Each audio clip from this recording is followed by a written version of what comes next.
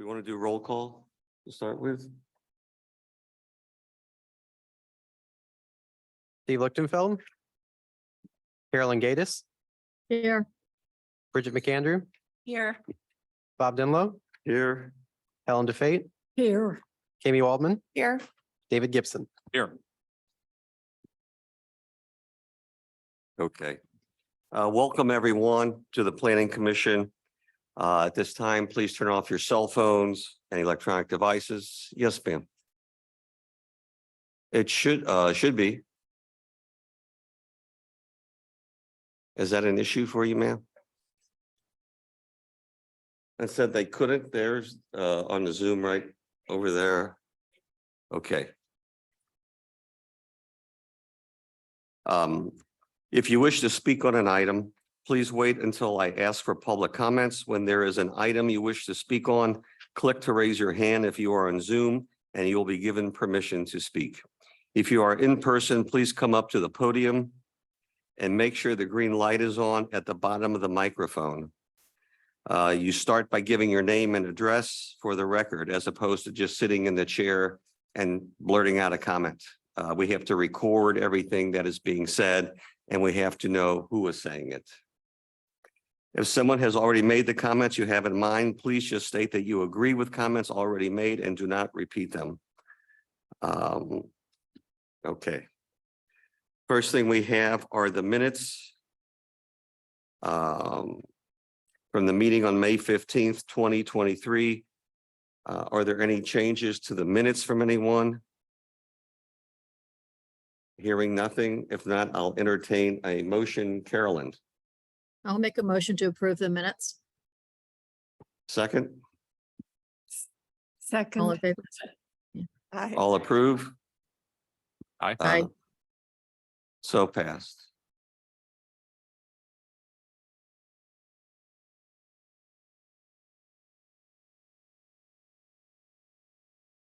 How are you? We have somewhat of a long agenda. We'll try to keep it moving. The first item of business deals with 8133 Pershing Avenue. With that, can we get a summary? Is the applicant here or online? He's online. Okay, thank you.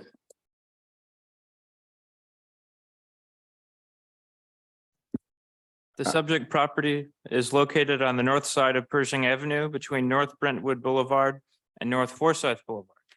The property is zoned R2 and is part of the Clayton Gardens Urban Design District. The property is developed with a 2.5-story single-family home with a detached rear garage. The project consists of painting the brick facade, portions of the wood trim, and the garage with an off-white color. The existing structure is made up of multiple shades of red and tan brick, a stone porch, and concrete driveway matching city sidewalks. The applicant is proposing to paint the residence an off-white color. The manufacturer describes the paint as a sleek and stylish shade with a touch of cool gray. Houses in the 8100 block of Pershing are mostly red brick with siding or stone as accent materials. There are several examples of painted brick. Darker colors predominate, including more cream, tan, or gray shades, with white paint more commonly used in mottled patterns. This proposal would be the brightest tone of painted brick on the block, but would represent more a variation on a theme than a wholesale departure from the ordinary.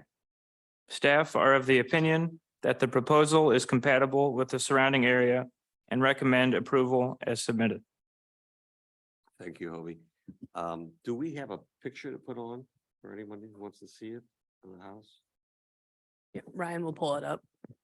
Okay, and I understand is James Meyer here in on virtual? Yes, I am here. Can you hear me? I can. Bob Denlow here. Jim, you go by? Yes, sir. Okay. Do you want to tell? So we're looking at a picture of your house, and essentially you want to paint it off white. Do I understand that right? That is correct. Okay. Are there any comments you want to make as to why you're doing it, or anything else you want to say? No, I think that the The staff report was accurate. There has been an addition to the back of the home, and the brick that they used on the addition is similar but not consistent with the current brick, and we don't care for the contrast. And we think this home would look better painted the off-white shade that we have suggested, and appreciate your consideration. Okay, Jim, that's fine.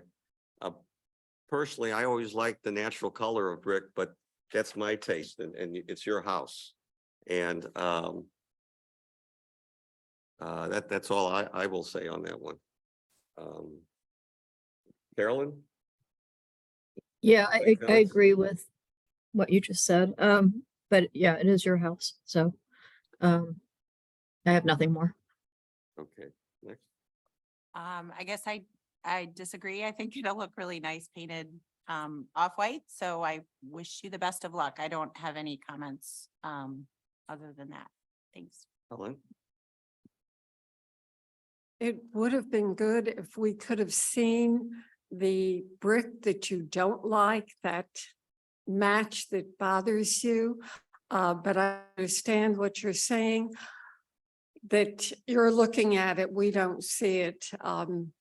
We will never see it unless we're invited to your house and we go out the back door, probably.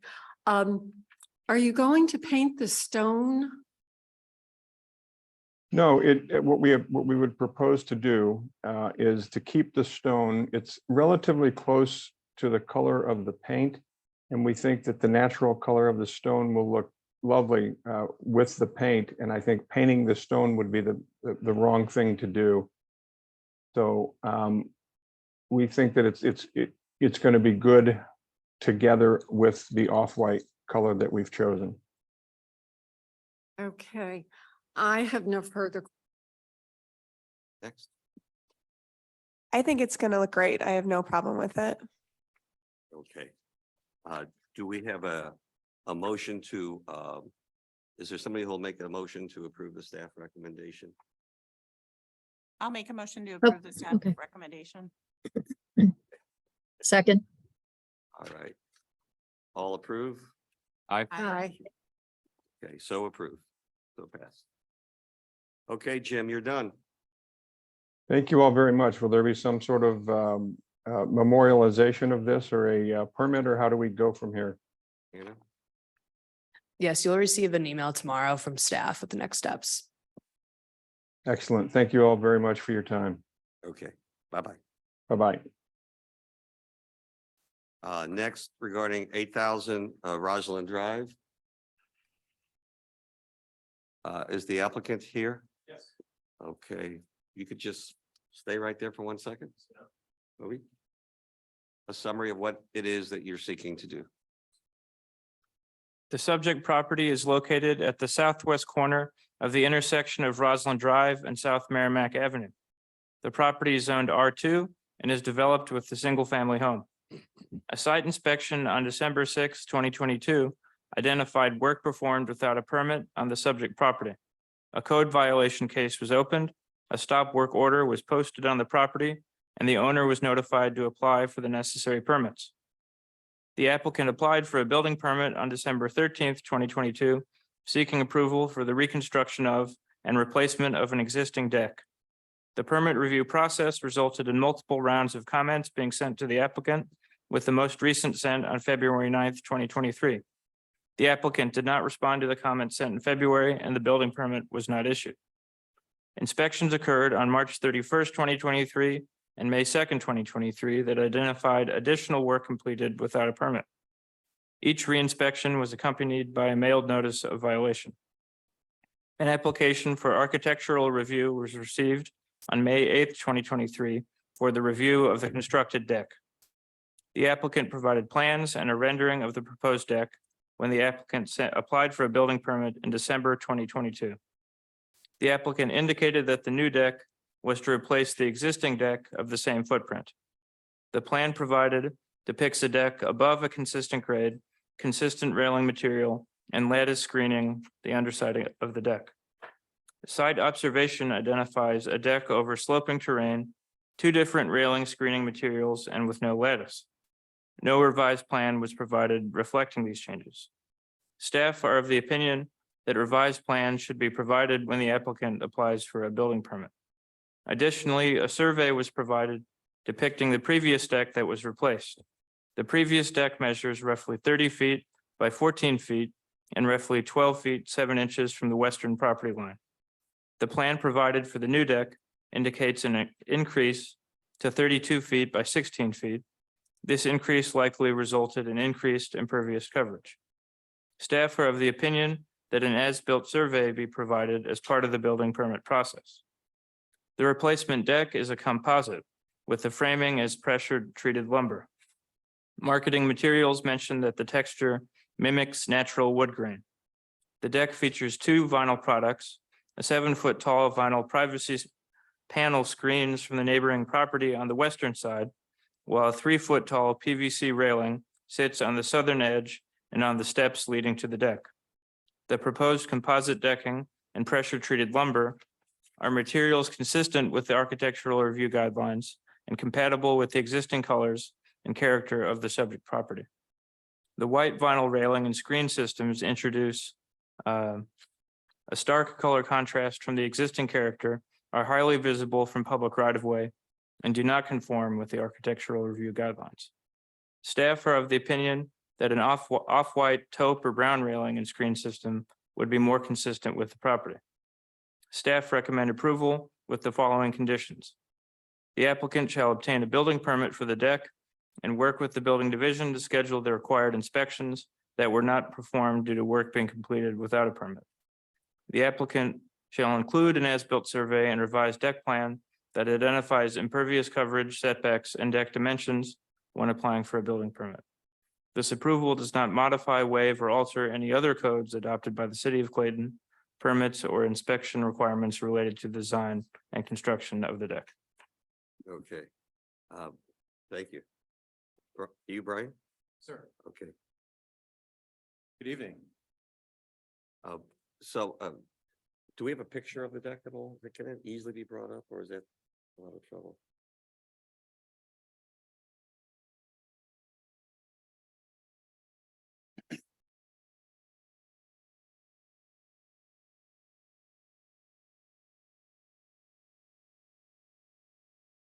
A color picture? If there isn't one, fine.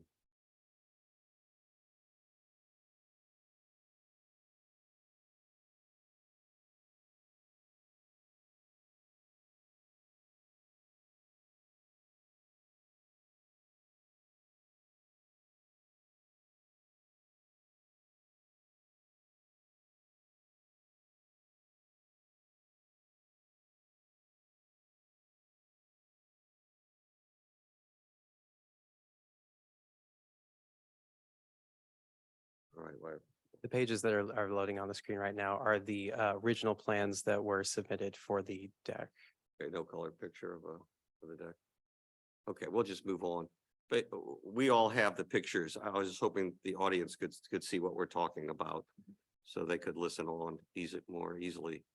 Ryan, you got the floor. Is there something you want to add? Well, I take issue with some of the characterization of the process here. This was and remains a deck repair. The footings, the substructure, the header along the heading, most of the substructure, the heading along the house with the flashing, all remains the same footprint as the original deck. What happened is that as we were repairing it, there were recommendations made by the contractor that exceeded the original scope. However, I don't believe that impervious calculations are even at issue here. We're talking about a deck with dirt underneath it. We've never changed the slope of the property. As mentioned in the summary in the beginning, that was there, that remains there. When I was contacted by planning and zoning, they asked me to put together a set of drawings, which I was able to do on a Menards website because they did not exist when the project began because it was a repair. So I put something together at their request. So what is depicted there from the Menards website is the best that I could do. It was not foreseen that this would have to be permitted, as it was a repair of an existing deck. So yes, the privacy fence that went up, that I'm sure you have a picture of, was new. That was not something that was there. The railing, the white vinyl fence, which I brought a piece of here as a 20-year warranty that I know is not administratively approved. So I'm here to show you that if you'd like to touch it. I don't think we've heard anything here today about any structural concerns or problems. And I think he said there've been at least 3 re-inspections. I don't know if that was done from the street or if they entered the property. But they've obviously been close enough to get some detail for their summary. So I do have some concern about that. Now, we are on an exposed corner. We have gone to great lengths to not put a fence up because I think that would be more harmful to the neighborhood than a white railing. We've actually put up 10 trees that limit the view from down the street to the deck. So as those grow in, there will be no view at that location. So I am not an architect. I am not a planning professional. I have tried my best to comply with their requests. There was a statement that I did not reply to an email. I dispute that. I've continued to communicate as much as I can and provide materials, links to products, and everything that I can to assist with getting this resolved. I think it's a quality deck. I think it was made with good materials. I think it increases the value of the home. And if it is visible from the street, I think it only makes it look better. So I do take issue with their concerns. And for the first time, when I got that report, I now hear that the color is a concern. So I guess we're here to talk about off-white versus white as well. So I'm here to answer any questions you have to try to speed this along. Brian, the good news is, I don't think we're here to rehash the past so much. I know you've, the city wanted you to, had you apply for a building permit in December of last year, and it's been going on back and forth. Yeah. And we're trying to bring it to a conclusion. That sounds Okay. wonderful to me. The staff had recommended to approve it subject to 3 procedures, basically. You know, they weren't, for what I can gather, they weren't saying that it was made defectively as it is. You did not go through the process of having it inspected and something like that. And they want to go through that process. And I did also saw the comment that the white, and I personally kind of agree with the staff on this one, the white jumps out tremendously, kind of garishly. I know what you're saying. I'm not sure how I feel about that in the end, but the white color just, you know, with what is a very attractive home you have, and the white just kind of like, you know, what's going on here? Yeah, I want to ask, why did you do it white? So we don't like the color of the home. And as we rebuild or as we redo the home and do things, the color of the home is something we're going to address. So I wouldn't want to spend money on a project to work backwards. We like the white, we like the gray. Those are the colors that we like, that we prefer, as opposed to a taupe or an off-white. And again, I think that, you know, we are in an exposed corner, right? So unlike the first project where you would never see the brick unless you were invited to the back of their home, I don't have that same courtesy with folks coming and inspecting from whatever angle they may see. So, you know, we've put up these trees to try to reduce that so that we can have some privacy, but without doing a fence, which I think would be more of an eyesore than anything.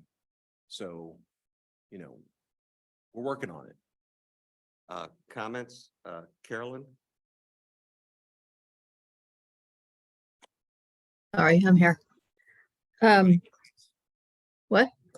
Any comments?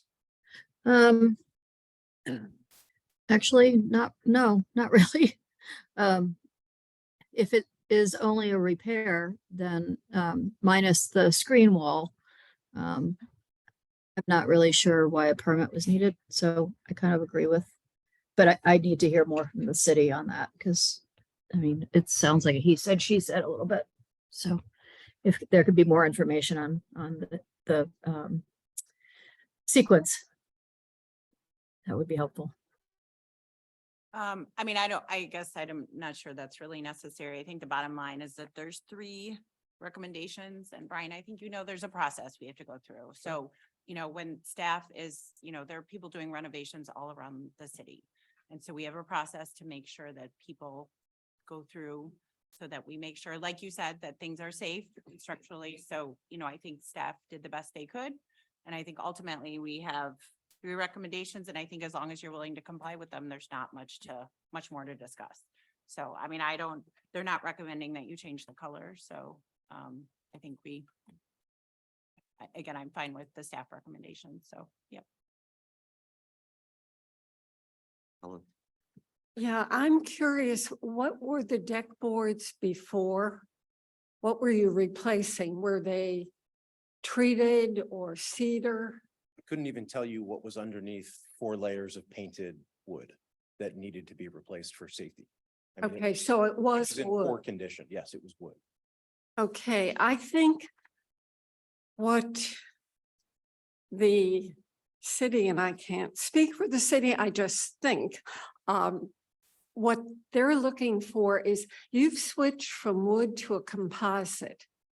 The framing is different. The structural framing is different for composites.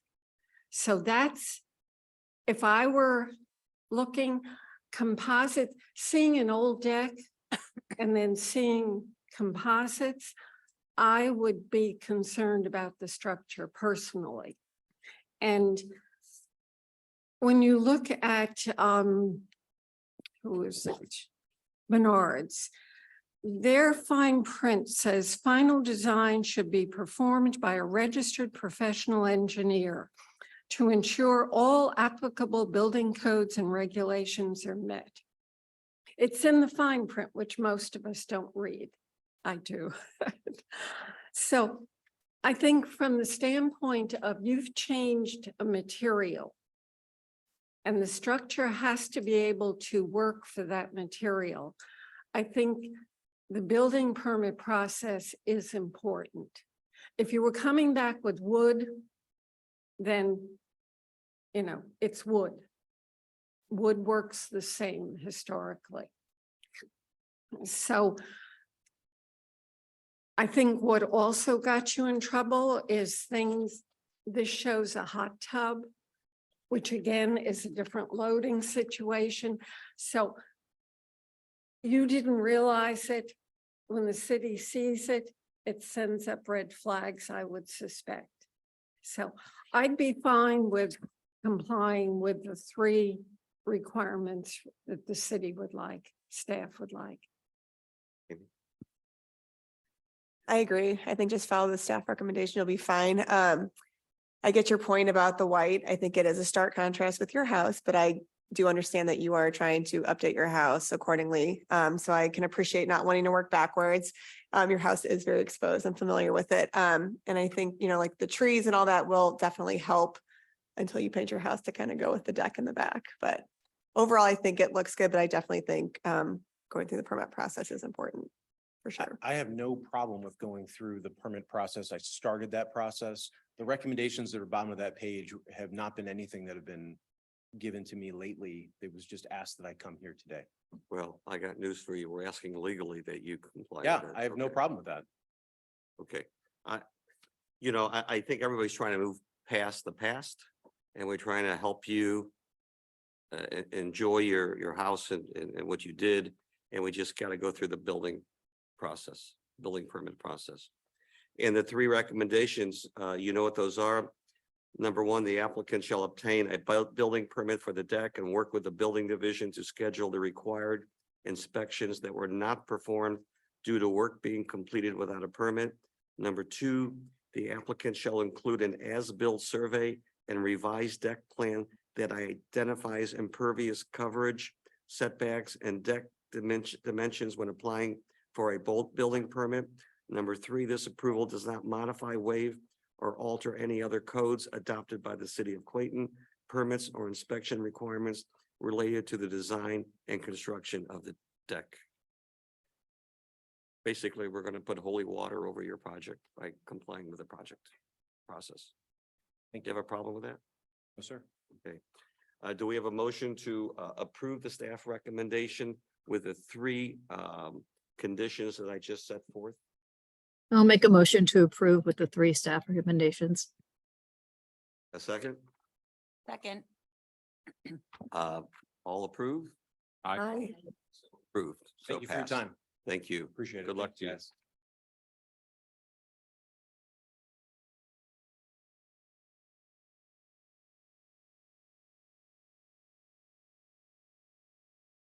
The next one is, that's South Central.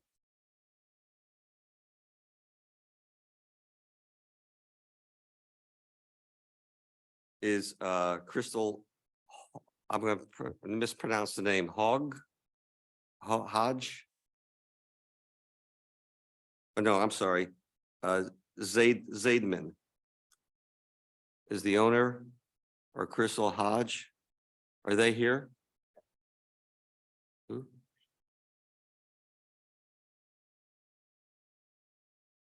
I had to get her to talk. I'm here. Rochelle, Yes, what is your relationship to the property? I'm the designer on the project. Okay. First, Rochelle, we're going to hear a summary from Okay. Hobie. The property is located on the west side of South Central Avenue between Davis Drive and Clayton Road. The lot is developed with the 2-story single-family home, is zoned R2 Single Family Dwelling District, and is located in the Davis Place subdivision. The proposed project consists of the construction of a 2-story addition to expand the kitchen and master bath of 450 square feet. Although this is smaller than the standard requirement to appear before the ARB, the applicant is seeking approval of white vinyl siding as the primary exterior material. The architectural review guidelines limit the primary facade materials to brick and stone.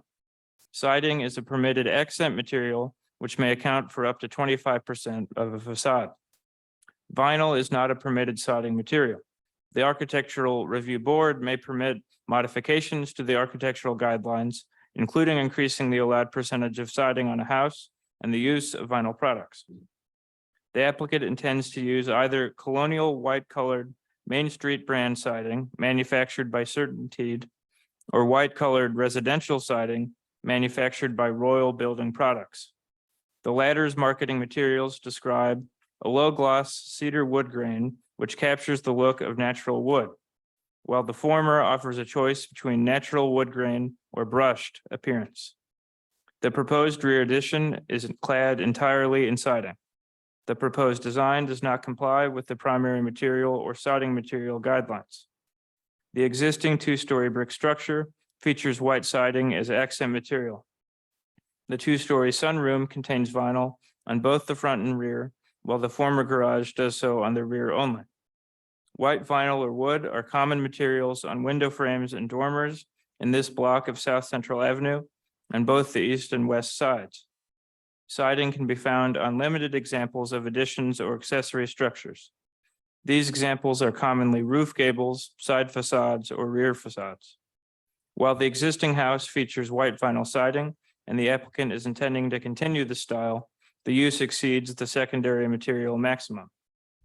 The applicant submitted the document with signatures from 2 Davis Place trustees, as well as 5 neighbors on South Central Avenue and South Merrimack Avenue. Staff are of the opinion that the use of white vinyl siding should be reduced and that brick or brick veneer should be used along the bottom half of the proposed addition. Staff recommends approving with the following condition. Brick or brick veneer should be used along the bottom half of the proposed addition to match the existing brick on the house. Okay, thank you very much. Rochelle, you there? Yes. Would you like to make any comments or say anything? Well, it's gonna be a tough sell just due to the cost of the brick. And there are several houses in the neighboring them that have the white siding kind of flanking all four sides.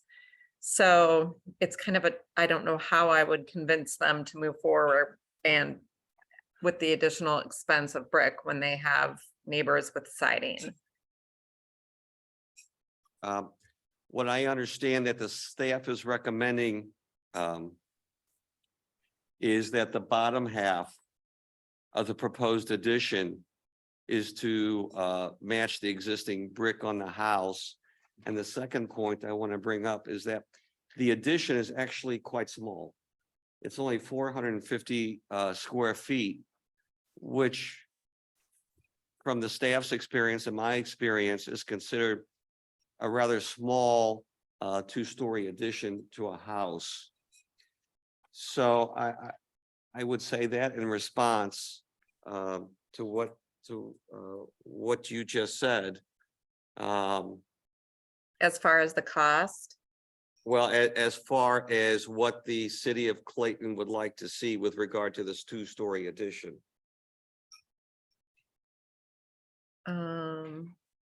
With regard to cost, the 2 points I'm keeping in mind is you're talking a total square footage of 450 square feet. I don't know what the exterior surface would be, but it won't be that big. But I don't want to spend your client's money. And the second thing is only regards to the bottom half of the addition. right? Is there any other alternative material, like maybe a board and batten siding or a vertical siding? Let me guess, St. Louis being a brick city, let me think about that for a little while. Maybe like a brick wallpaper? No, Well, kidding. let's go ahead with comments while you meditate on Okay. that. Carolyn? Yeah, I agree with the city's comment. I don't have any other comments in that. All right, Bridget? Rochelle, I guess I'm just curious, what is the cost difference? I'm not, I don't, unlike, I'm the aldermanic representative on this board, so I don't work in construction. So I'm just kind of curious what the cost differential is. I think it's close to 15,000. So it would be $15,000 more to do the entire addition in brick, To do just the bottom half in brick. just the bottom half. Okay. I don't know. I mean, I had kind of a difficult issue with this one. I didn't have a chance to drive around. So what neighbors are you talking about that have white vinyl siding on both? Is it their adjacent neighbors? Do you have any idea or? So there's a neighbor across the street and they have, I don't know really what, it's almost like a lean-to style of addition, and must be like an old mudroom that's siding. And then I think what other people have done to kind of maybe skirt it is they'll do like a screened-in porch or something on the bottom half, and then on the second story, they'll have the siding on the addition portion above the screened-in porch. That's what they have next to them. And then they also have, currently they have an addition that's there when they purchase the house, and that has siding on it, but it's only on two sides. So And it's then all kind of it's a little bit of a hodgepodge in that neighborhood, just because the lots are sort of small. I think people have just sort of tacked on additions. right. They're all a little different. And then this addition is just gonna, I mean, it'll be, I guess it won't necessarily be visible from the street because it'll be directly behind like kind of that back door area. Correct. So the back on the first floor, the portion of the addition will be one glass exterior door and then 3 glass windows that will be over the kitchen sink. And then on the second story, we'll have 2 windows facing the back of the house. So that's what you'll see, but you will not see the house from the street. mean, I guess I would be, there is a lot of vinyl already in the house. There's a, vinyl on, it looks like I don't know, between like a door and then what looks like kind of maybe a 3-season room, not the actual porch, I guess, that would be the west side of the house, but the other side of the house, there's also some vinyl. I mean, would you consider putting, brick even up? There's that layer of brick on either side of the house where you could at least match the two sides. The You know, height wh- maybe to the bottom of the windows. Yeah, I mean, that would be a good kind of middle ground for me. I can't speak for the rest of the panel, but I guess you can't see this addition from the street. There is a lot of vinyl already in the house. So I mean, again, that's already introduced within the house. So I would be willing to at least maybe approve it with, again, like matching it so that at least you have however many levels of brick that matches the other sides that do have that brick up to the windows. So Okay, that would be my comment. okay.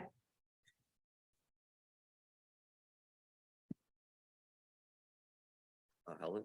Okay. I agree with Bridget. I would take brick up to the underside of the kitchen windows and then wrap it around on the 3 sides. And that will begin to tie in the addition with the rest of the house. So it looks like it belongs, which is important for resale. It doesn't look like something that was just kind of pushed on the back of it. And we did the cheapest. And I know the cost differential with brick to siding, especially vinyl siding. So I could accept and live with brick on the 3 sides up to the underside of the kitchen windows. Okay, that's great. Me? I agree with Bridget and Helen. I actually did drive the street today and there is quite a lot of vinyl siding introduced in all the houses. Not quite to this extent, however, but noting that this is on the back of the house and really when I was driving by the house today, you couldn't see, like there was really no way from the street side that you would be able to see this addition. So I think I'd be okay with what Helen and Bridget are suggesting. Okay. I think Bridget's insight is persuasive. And I don't have a problem with that as well. And to the applicant, Rochelle, how do you react? I mean, that's better than having to go halfway up, so that's good. Okay, I appreciate the compromise. okay. With that being said, do we have a motion to approve the staff recommendation with a substitute condition, that is that the bricks on the proposed addition would go up to the underside of the kitchen windows and wrap around the 3 sides of the addition? Is there somebody who'll make that motion? Sure, I'll make them, and I guess I would say, and again, Rochelle, I don't know if a brick veneer would be less expensive than an actual brick, because staff suggested that's, again, so I guess that would be up to you and your client, but. I was actually going to ask if a brick veneer if that would be okay, if that was a more cost-effective solution. Would that still suffice as brick? Is there a comment from somebody on the staff on that? No, that's what we recommended, either one. Either one. Yeah, so I think that's fine, the staff. Okay. So I'll make a motion that it be approved, subject to introducing brick or brick veneer up to the, I guess, window wells, Kitchen window. the kitchen window and Around wrapped 3 around on sides. 3 sides. And brick veneer would be acceptable. Is there a second? Second, So approved, how many people? Aye. Okay, it has passed. Rochelle, congratulations. Thank you.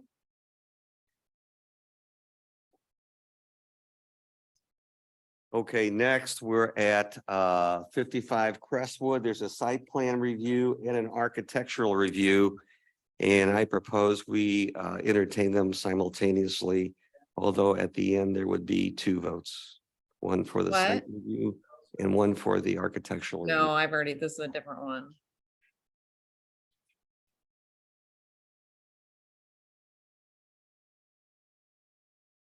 Okay. Is there Mark Rubin here?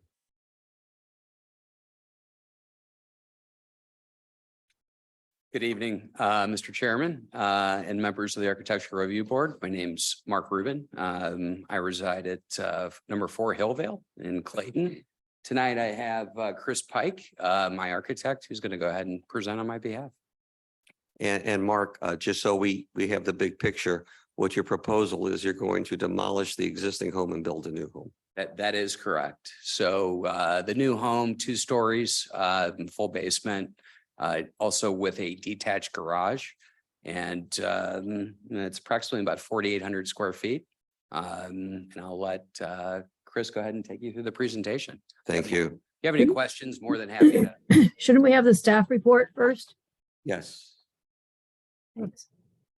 I'll summarize the site plan review and then I'll go into the architecture review. So the subject property is located on the west side of Crestwood Drive, just north of the street's intersection with Hillvale Drive. The property is zoned R2 and is developed with a single-family home.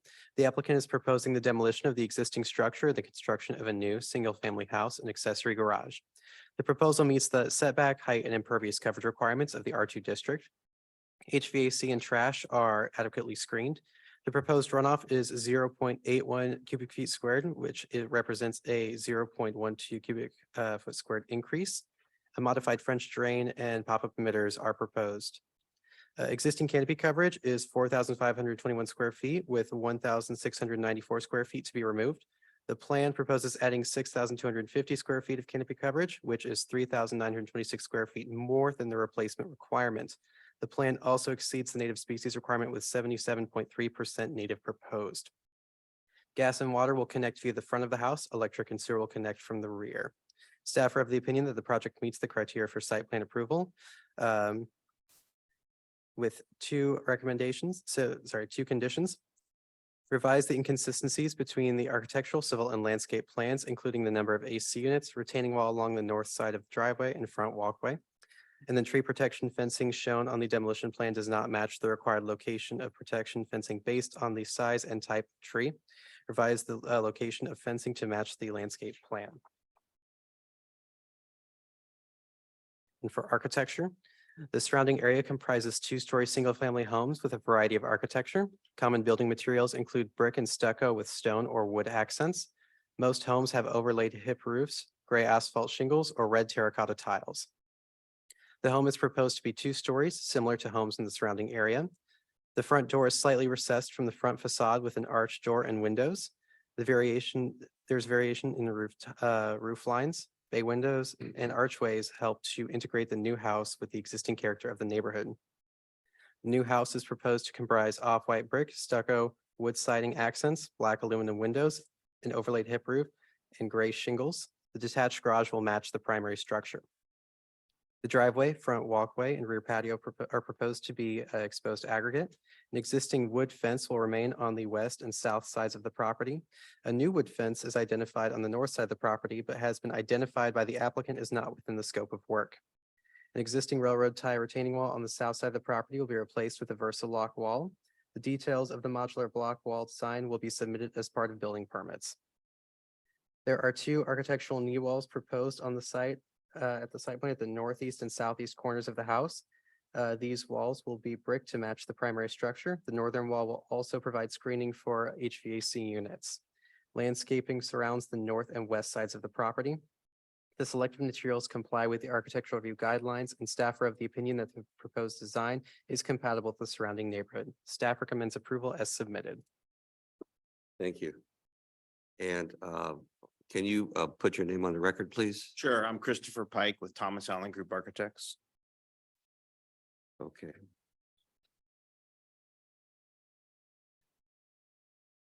So pretty much everything's been said already. It's a 2-story house with a rear entry garage in the lower level, kind of the basement level. It's pretty much all brick, but we have stucco along the one side. If you want to look and kind of go over the materials real quick. If you look at the color renderings on sheet A10 of the Just one architectural. second. Do you have a picture of the proposed house? Public can see it.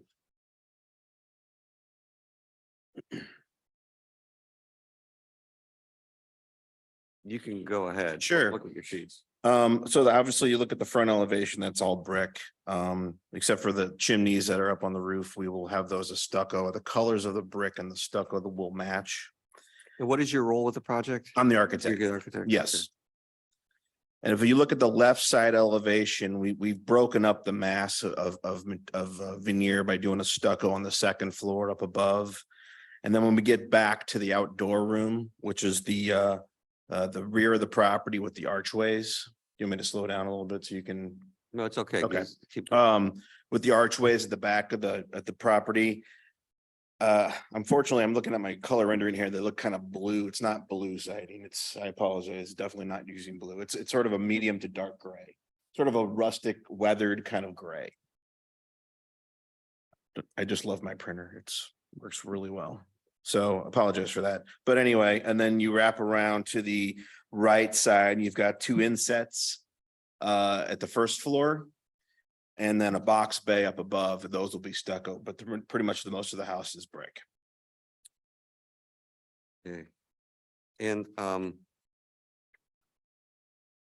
if I can ask, the house that you're knocking down looks pretty good. So. Not that this is so relevant, but I'm just curious. Well, I can speak that actually structurally, it's pretty compromised. If you get close up to the house, it's really bad inside, actually, not even. Yeah, I mean, between roof leaks, poor, drainage and maintenance problems. I mean, it is really compromised, definitely. So, Okay. Yeah. And the new house you're building, usually when people demolish homes, they build much larger homes, but yours is only going to be a 2,800 square foot home. Your new one? it's actually about 4,900. 4,900? Yeah, Where correct. did I read 28? So that's probably per floor. So it'd be a little less than that, but, Okay. yeah, exactly. Kind of get an idea of the scale and make you jump around to pages here, but you get an idea of the scale. If you look at my neighborhood perspective sheet, if I can find it. Sheet A2. We are pretty much in scale with all the houses surrounding it. Okay, Yeah, on A2, you can kind of get an idea.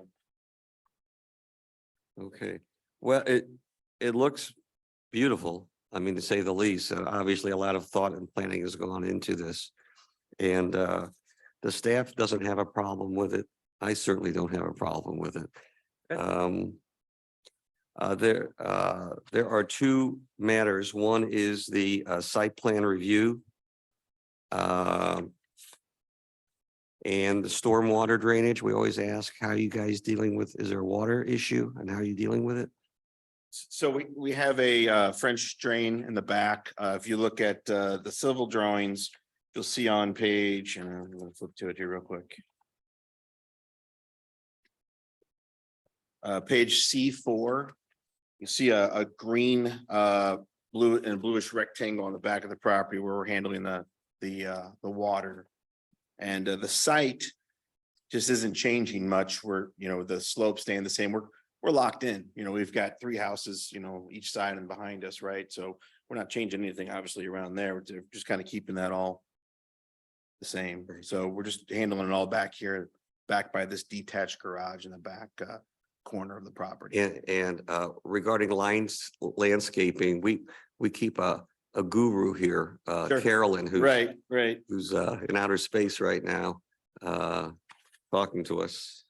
And she is a stickler for landscaping issues. And so I'm going to just address this to you right now. What can you tell us about the landscaping? So what he mentioned earlier is we kind of exceeded some of the stuff like the native plants, but we kind of left. I like to leave this to Baxter Gardens and Bill over there. He does a really good job for us. I'm not the expert at this stuff, but he kind of listens to what we want and he knows the area and tries to do his best job for us. But we kind of have the perimeter of the property here landscaped. We're kind of impeded upon on our neighbor on the south side. It's south side, right? Yeah, I'm sorry, south side by a retaining wall fence. So we can't really do much, but our driveway's there.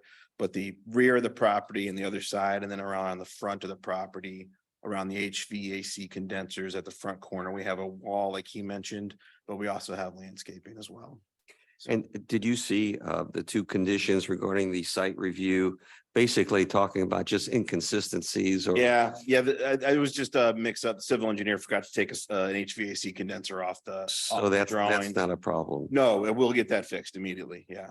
Okay. Yeah. And with regard to the architectural review, you must have done good work. I don't see any list of conditions on it. Thank you. Okay. With that, let me just go around the room. Carolyn, do you have anything to say on either the site review or the architectural review component?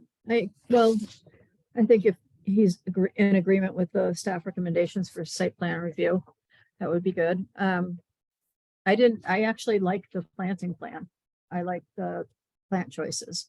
The only one I never will like is boxwood, but I'll get over it. It's not my home, right? So, but yeah, just agreeing with the tree protection fence and all that. So that's what I had on that. Now, as far as the architecture, I really feel like I think it's a really nice building. It's a beautiful building actually, but it seems more like 3-story to me from several of the elevations, and it seems like it's pretty massive in that regard in the elevations anyway. So I didn't know how you were feeling about that, because if you look at, sorry, I have an animal bothering me. If you look at 3 of the elevations, it looks like it's 3-story building. But I'll leave Sure. that to the building architect people to talk to you about. Is your Like Helen. ceiling, is your roof line much higher than the adjoining neighbors? No, it is not. We are well below the maximum. We are Okay. a foot or so, maybe 2 feet below the maximum. To the midpoint. Yeah, to the mid, yeah. But if you look at, once again, A2, that kind of does line up. I kind of sized front doors and scaled our rendering proportionally to Oh, the other okay. houses. Regarding the 3-story feel, the neighbors' houses and fences are close enough to where you're really actually never gonna see that view, this side view or this rear view of the house, because there's a driveway, 15 feet away, or there's a driveway and then a fence 15 feet away on the one side, and then Mhm. same on the other side, if not less. So your views are a little bit impeded and then by the landscaping we're gonna have. But if you see, once again, L1, which is our landscape plan, you can see kind of how we're giving the privacy there to the rear yard. So. Yeah. Thank you. I think it's compatible with the houses around it. I think that's fine. To me, it just felt massive in the renderings anyway. So, Okay. so Carolyn, I will make mention, kind of like my last house at Hillvale. So the plant materials, Artilope, kind of weighs in a little bit on Mhm. making some of these plant choices as well. Oh, good. So, That's But- probably why I liked it. yeah, like you, I'm definitely sensitive to the landscaping as well. Good. Yeah, no, I thought the list was excellent, and I know people want evergreen as well for winter interest, and boxwood is good for that. Correct. So, yeah. So no boxwoods. No, it's okay. And Renee, by the way, knows that I feel she knows I hate boxwood. Yeah, it's all right. It's all good. Bridget? No, I mean, I think it's a really pretty house. I mean, it's very attractive, obviously. I don't have any concerns architecturally. I am curious on that A2. So does that actually really kind of mimic the height related to the other houses? As close as I can get by So it off of won't- it photographs won't- without walking up to a neighbor's house and measuring their front door and then calling them. But it won't, it's not going to exceed the Yeah. adjacent houses. It's height. very, yeah, from Very what we can comparable. gather, it's very comparable in height, correct? So if you think about it too, I mean, so our basement height's 9, first floor is 10, and then second floor is 9. So I mean, kind of our stack is really not significantly different than what we're surrounded by. Okay. Okay. And then it looked like you were taking out a tree. Is that a nice tree or somewhere? So we, I think it would just had to do with the construction, and it was those feeder roots, from what I understand, Carolyn probably can speak more to this, it wouldn't survive, Okay. so. Well, as long as you're protecting the ones that you can. So Yeah. that's great. sure. Yep. Okay, Helen? I like it. But I do have a question about the lighting. Okay, I'm assuming from the elevations that the exterior lighting proposed at all exterior doors and it'll be recessed down lights. I would say at the front door will probably a recessed downlight. So the front door, yeah, underneath the covering will be recessed down. The two above on the right, those will be gas. And then, you know, it's really, At the garage doors, I guess we probably could add some sconces of some sort, yeah. there will likely be some sconces in the back.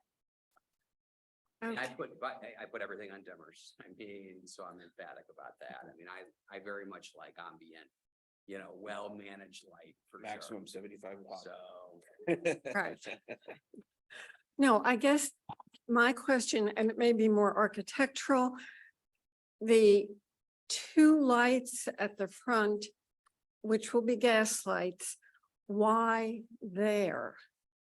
Is that, it's a I felt like it was a secondary, balance of items going on. On the one side, you have two smaller, thinner windows on the one side of the French doors, and on this side, I didn't think you wanted to mimic it. We have the downspouts, the collector heads or whatnot, and the lights just felt like they fit right there in my mind. And you know, other images, when you design houses like this, we all get on the internet, we all search, you know, Mediterranean style houses, for instance, right?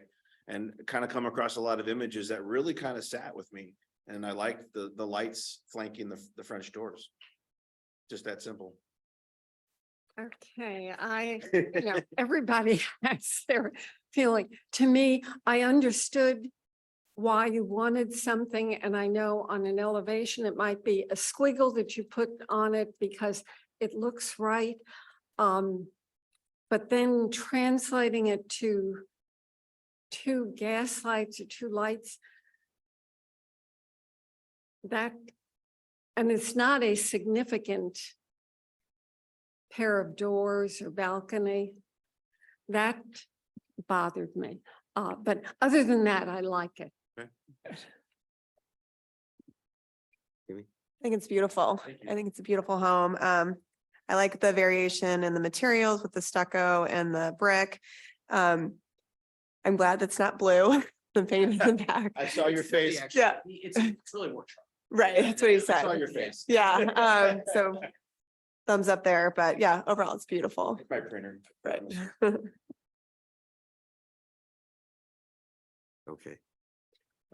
With that, the staff has recommended approval, and it appears that the board here is of similar mind. And so we're going to have, Bob, do you want to check Oh. if there's anybody in the audience, yes. just in case? Before we take a vote, is there anyone in the audience or online who would like to comment? No one here and no one online to my knowledge, so therefore we're ready to move to the final step. And that includes with regard to the site plan review. The staff has recommended it with the following condition. Number one, revise the inconsistencies between the architectural, civil, and landscape plans, including the number of AC units, retaining wall along the north side of the driveway and front walkway. You don't have a problem with that? No, do Okay. not. And number two, tree protection fencing shown on the demolition plan does not match the required location of protection fencing based on the size and type of tree. Revise the location of the fencing to match the landscape plan. We'll No take that. problem. Okay. Is there anyone here who will make a recommendation to approve the staff report with the two? I'll make a motion to approve the site plan review with the two staff recommendations. Okay, is there a second? Second. A vote? Aye, Aye. Aye. nay, no one? So approved. Okay. Thank you. Thank you, Mark. Good luck to you. Very much. Architecture. When I review. see your tent on the front lawn as you're watching it yeah. and living there. I'll know. Okay, oh, architectural That's review, okay. yes, yes. I'll make a motion to approve the architecture review with, There's no recommend, there's there's no no, yeah, conditions. thank you. Second, Second. approve? Aye. Aye. Aye, so approved. Thank you. Okay. Thank you.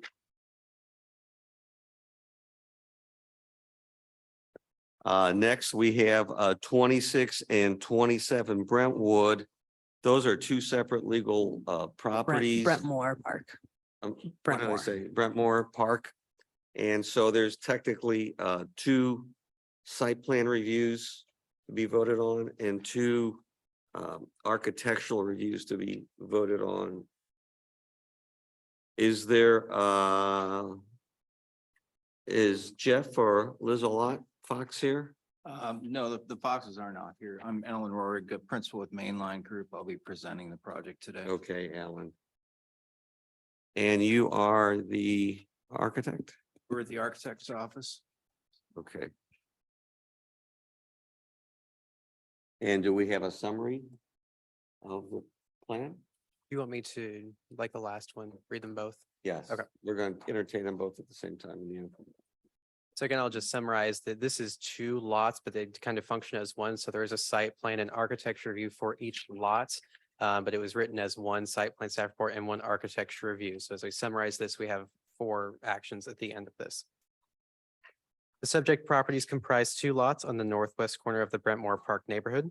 Both lots are zoned R1 and are developed with single-family homes. The properties are under common ownership, and the proposed project will result in the 2 lots functioning as one.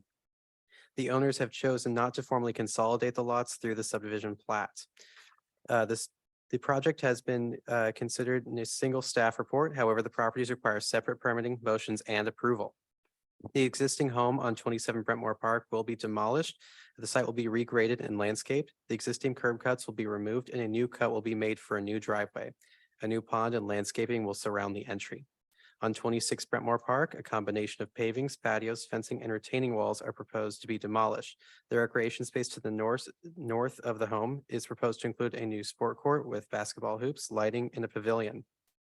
The outdoor space to the east of the home should be west.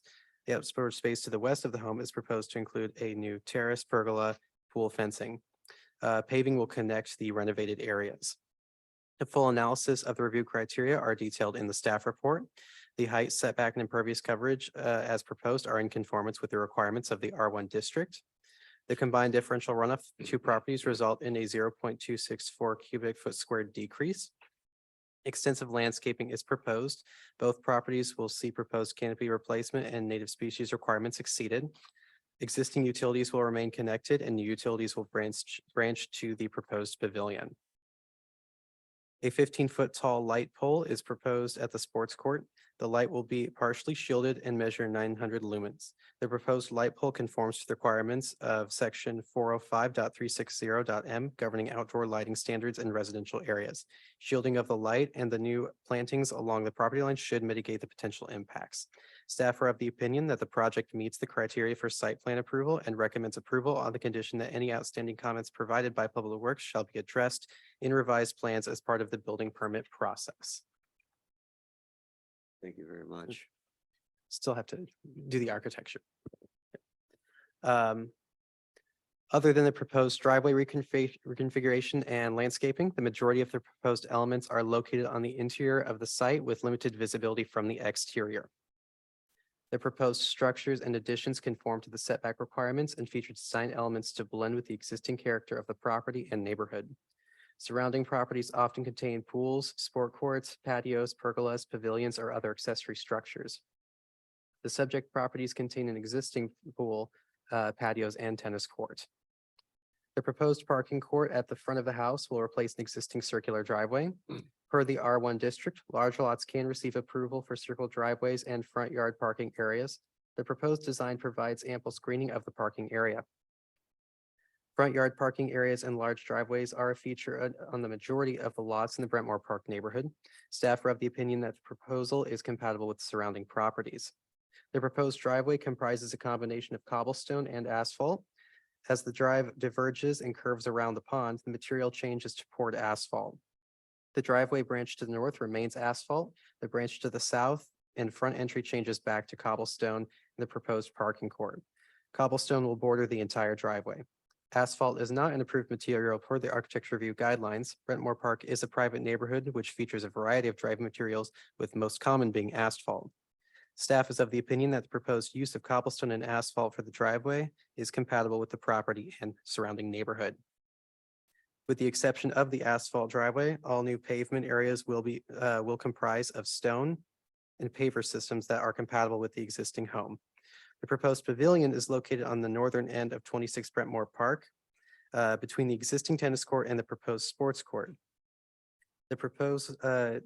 It is proposed to be aluminum, dark gray or brown in color to match the trim on the existing house. Roof shingles match the existing home as proposed. The pavilion will include an outdoor kitchen and retractable screens. The proposed pergola at the rear of the home will also be constructed of aluminum and composite and set atop a new stone patio.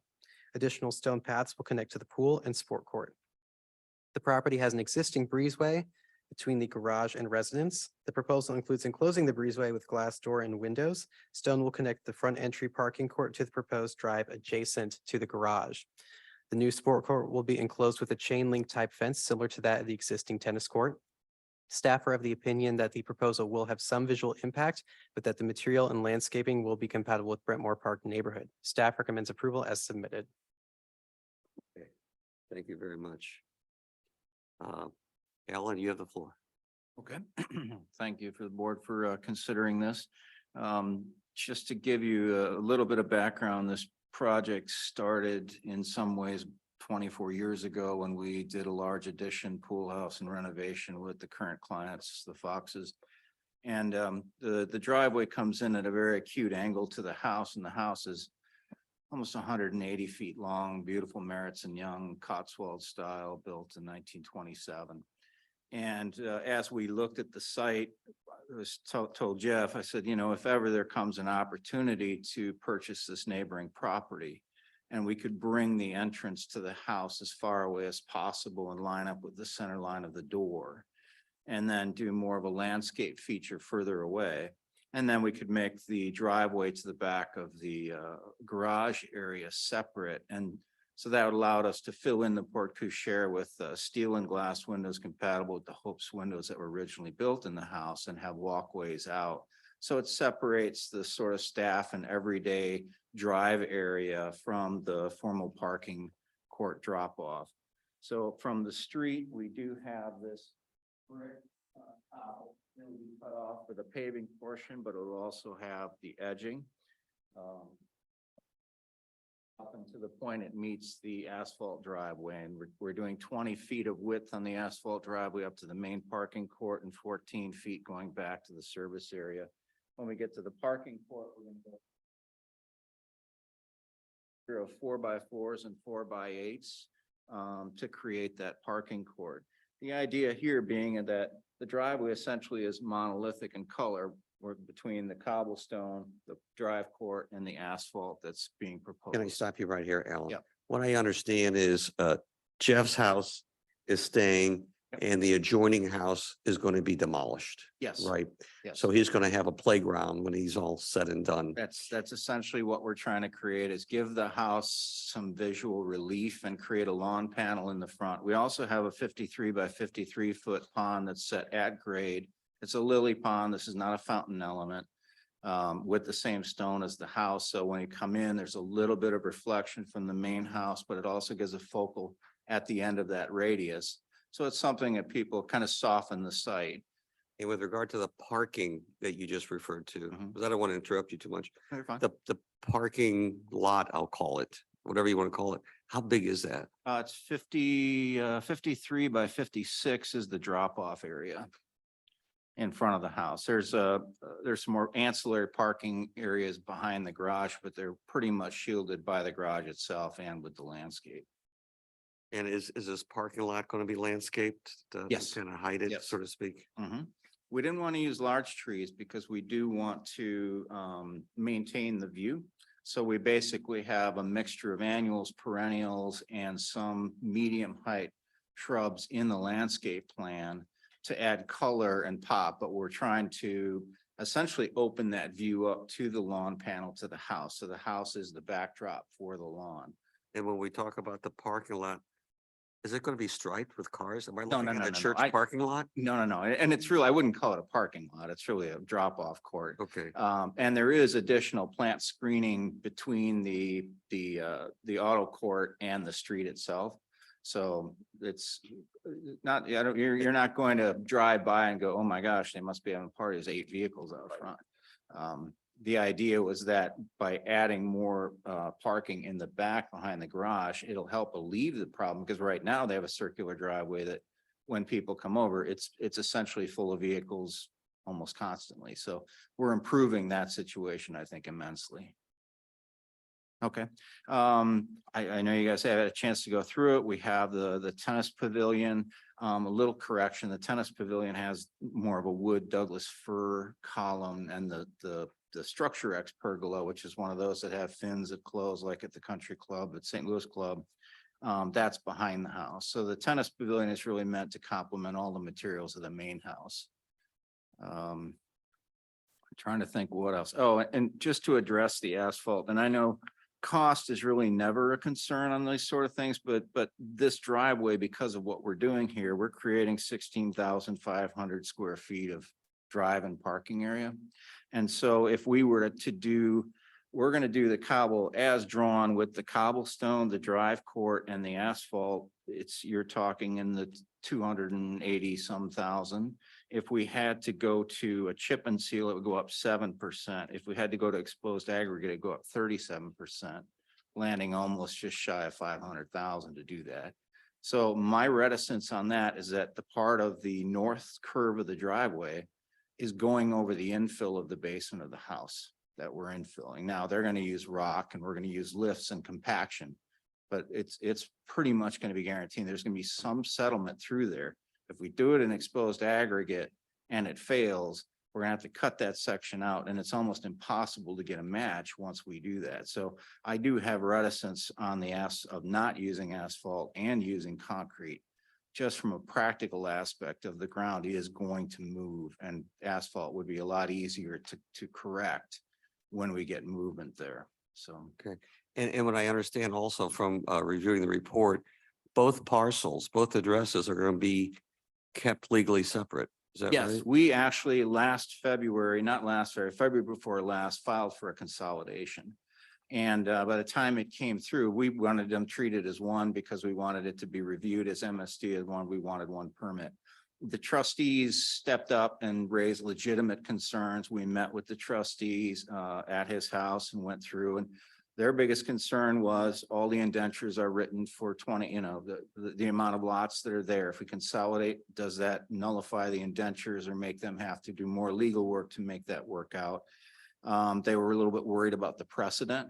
And more importantly, if the current clients moved on and somebody came in and decided, hey, we're going to take this old house down and build a new one, what size house could they really put up in there? And then is it out of scale with the neighborhood? So what we're creating is basically more of a park setting in front of his home, which is architecturally significant. And so those were legitimate concerns. So we agreed to just proceed forward with the separated lots, but treating them as one lot. And Ryan's been particularly helpful with our office on working through some of the issues.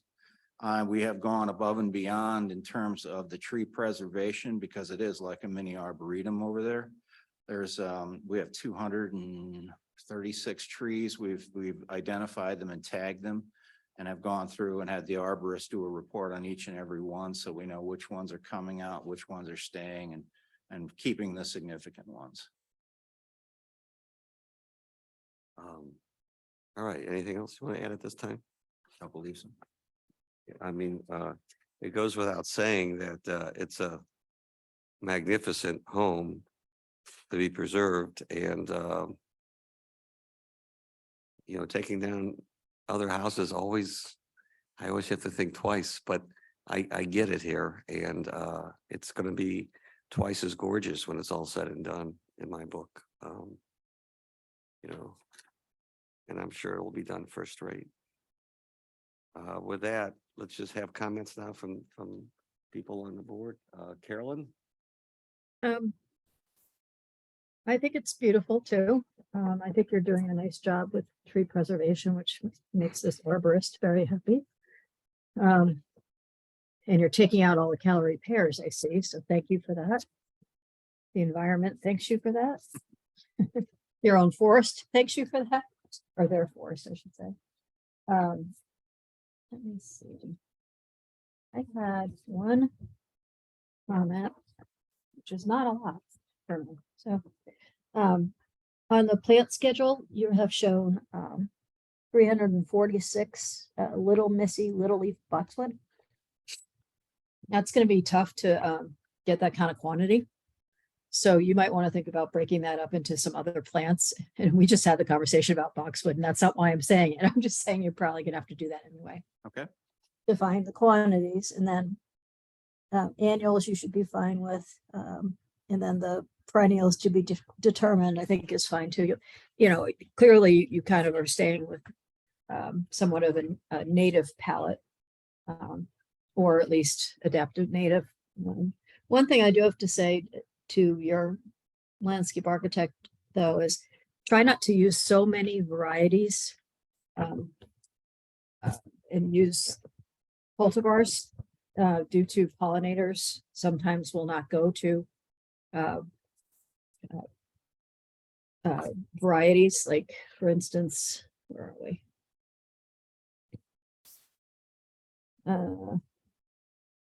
These slippers, oak leaf hydrangeas, probably not that bad. But just, you know, when you have it with the Allegheny and then the Golden Globe and then the Henry's Garnet is fine. You know, sometimes you end up with tricking bees and other pollinators into thinking that they're going to get something from the plant and they don't. And it's bad. It's bad news for the environment. But overall, I think it looks fabulous. And all the detailing that was done was really nicely done. Okay, thank you very much. That's all I had. I mean, of course, I think it's beautiful. I was a little disappointed about the asphalt driveway, but I guess I understand your point about the settling. I have a driveway that's settling now that we have to replace a piece of. So I appreciate that. And I know, I mean, I'm familiar with the area, obviously, and there are a lot of asphalt driveways in the neighborhood. And I do like that you're complimenting with the different stones in the various areas, and staff didn't seem to object to it. So and I guess nobody from, and I appreciate the comments from the neighbors. You know, I don't like to see houses come down either. The one that you're tearing down is not very attractive. So it's probably the least attractive of the entire Brentmore Park subdivision. So, and I guess I'm not sure there are any neighbors in the audience. So I would expect that everyone is okay with the plans, as you mentioned, with the trustee support. So, Yeah, we did get the trustee approval. as long as I guess there's not anybody else in the audience that's concerned about it, I don't have any other objections. I think it's well done. You did an excellent job. And I don't mind the asphalt because I think that distinguishes between the primary access and then the secondary. So even though you will be able to see the house directly in front when you're on the cobblestone, I'm secondary, so it focuses you. So I like it. I think it's beautiful, very well done. All the details of creating, the pergola and the tennis court house or whatever to all tie in. It's very well done. Is there anyone in the audience or online who would like to comment on this project? No one? No one. Any other further discussion? Okay. Well, then I will entertain, we need two motions with regard to the site plan review and for each property. So Right. with regard to both 26 and 27, the staff recommendation is to approve it with the same condition. And that is any outstanding comments provided by Public Works shall be addressed in revised plans as part of the building permit process. Do we have a motion to approve? I'll make a motion. Yep, I'll make a motion to, Recommendation with one condition. Go ahead. Yeah, Go ahead, I'll Carol. make a motion to approve 26 Brentmore Park with the staff recommendation. Okay, any seconds? Second. Okay. Vote in approval? Aye. Aye. So approved. And then I'll with make- regard to 27 Brentmore Yep. Park, Carolyn? Yeah, I'll make a motion to approve 27, sorry, Brentmore Park with the staff recommendation. Any Second. second? Aye. Approved? Aye. Aye. Aye. That's been approved. And then we move our attention to the architectural review. And that the staff has recommended with no further conditions. Right, I'll make a Carolyn? motion. Yeah, I'll make a motion to approve 26 Brentmore Park. Second, Second. vote Aye. Aye. or approved. Okay. Okay. I'll make a, Much. I'll make a motion to approve 27 Brentmore Park. Second, Second. vote, Aye. Aye. so approved. Okay, We are good. thank you, Alan.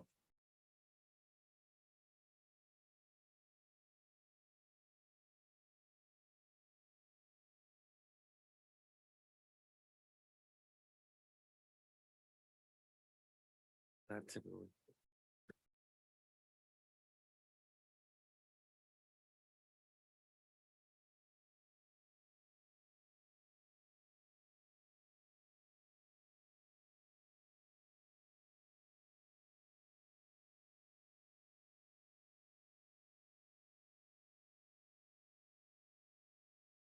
Okay, next we have 201 to 215 North Merrimack Avenue and 8015 Pershing Avenue.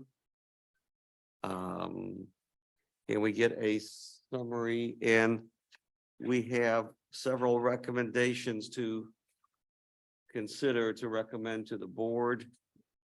This is new construction, commercial residential project, including rezoning, a PUD, a site plan review. Okay, Can you open the public hearing? and we have to first open up a public hearing for that. Do we have the summary done first? Yes, Ryan will make a summary and then the applicant can make a presentation. Then we go to public hearing. Sure. Yep. Okay.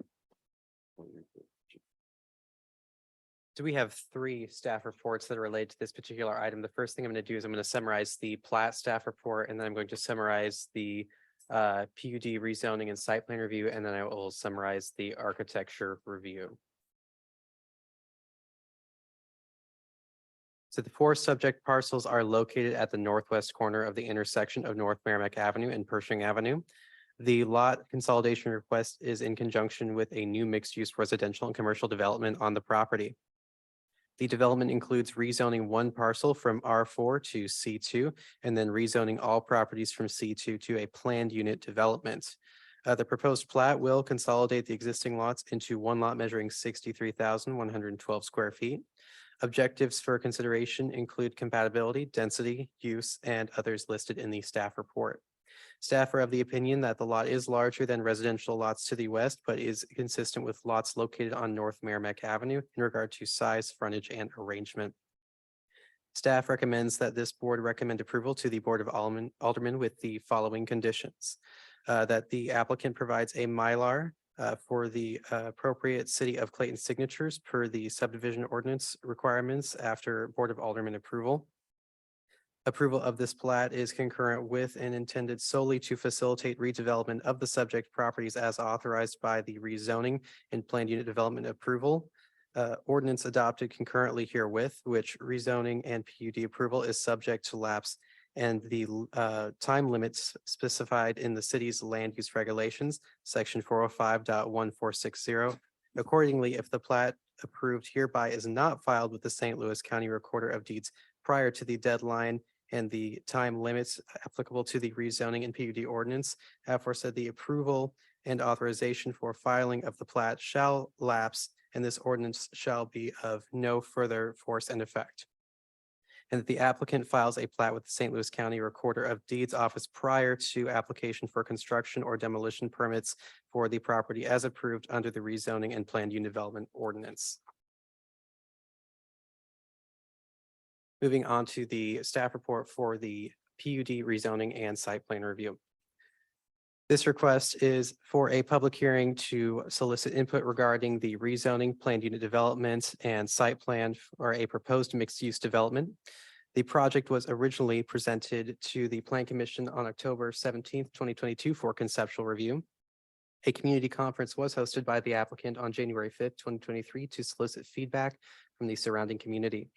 The rezoning, PUD, and site plan are being considered together in this report. The proposed project will also require approval of the architecture plans by the Architecture Review Board and approval of the subdivision plat by the Board of Aldermen. The purpose of the PUD is to foster appropriate use of existing buildings and enable compatible redevelopment, which provides public benefits as identified in section 405.1380 and achieves the objectives outlined in section 405.1360. A PUD must provide these public benefits to the surrounding neighborhood and to the city above and beyond what can be reasonably achieved by the application of the zoning provisions of the original zoning district. The site is located at the northwest corner of the intersection of Merrimack and Pershing. The properties along Merrimack are zoned C2 and 8015 Pershing is zoned R4. The site is vacant with the exception of a commercial structure at 215 North Merrimack. Adjacent land uses include residential, office, hotel, and parking. The project consists of the demolition of the structure at 215 North Merrimack, the rezoning of 8015 Pershing from R4 to C2, the rezoning of all 4 lots to PUD, the consolidation of the 4 lots, and the construction of a mixed-use commercial and residential development on the site. The proposed development will range in height from 4 to 6 stories and contain a combination of residential units, a commercial space, amenity space, parking, and publicly accessible outdoor spaces and improvements. There are 145 proposed residential units ranging in size from 1 to 3 bedrooms.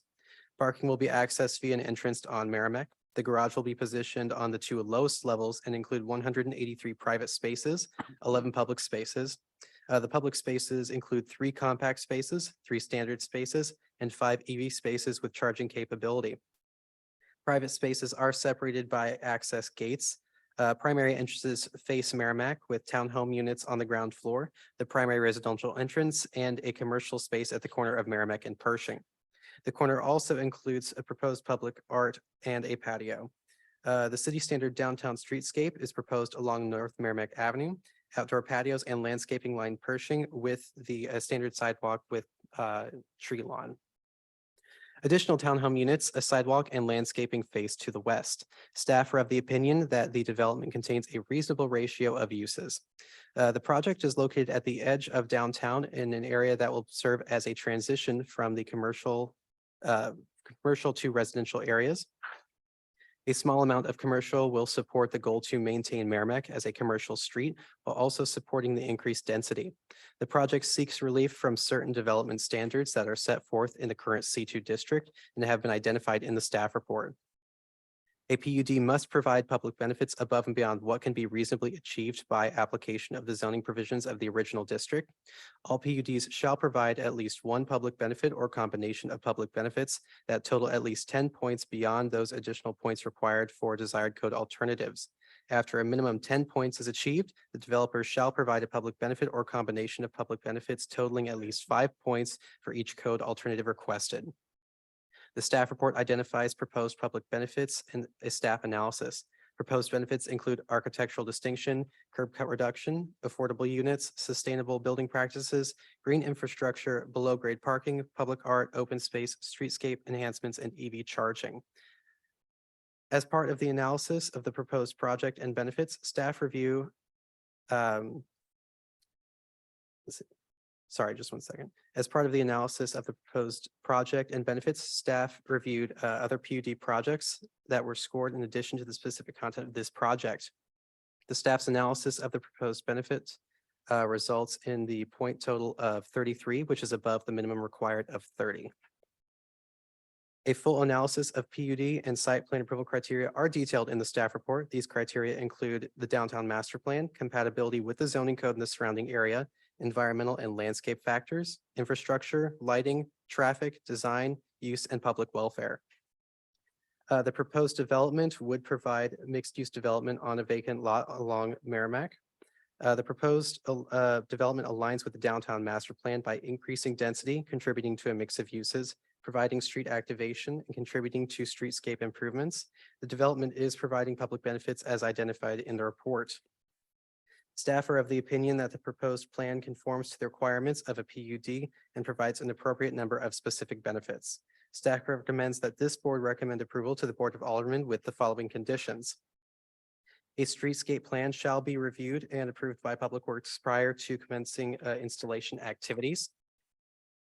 Public art on the property shall include a minimum of one monument piece.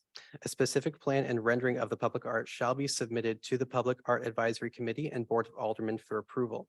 In the event that such artwork does not merit 3 points and the applicant does not make timely changes, a PUD development plan shall be reconsidered by the Board of Aldermen. All signage shall comply with chapter 425 signage unless a separate sign district specifically for this project is developed and approved by the Architectural Review Board. Lighting facilities shall comply with applicable city codes and shall be arranged in a manner which will protect roadways and neighboring properties from direct glare or other interference. And public benefit 405.1380B4 shall be revised to a minimum of 2 affordable units, and that determination of affordable should be reached prior to approval by the Board of Aldermen. For the architecture review.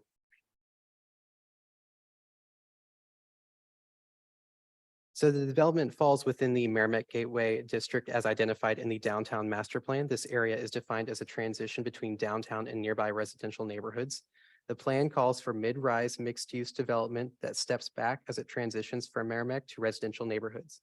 The plan seeks to create pedestrian-friendly spaces and street activation with streetscape improvements, landscaping, and the elimination of surface parking. The building is proposed to reach 6 stories along Merrimack and transition to 4 as it moves west. The structure will be similar in height to structures to the north and south. As the building transitions to 4 stories, it will be similar in height to the condo building to the west. Parking is mostly shielded from street view behind residential spaces. The plan also includes streetscape and intersection improvements. Staff are of the opinion that the proposed development meets the goals identified in the downtown master plan for the Merrimack Gateway District. Properties to the north contain a combination of multifamily and dense single-family residential units. Properties to the east contain a combination of commercial, multifamily, and single-family structures. Properties to the south include commercial and office uses.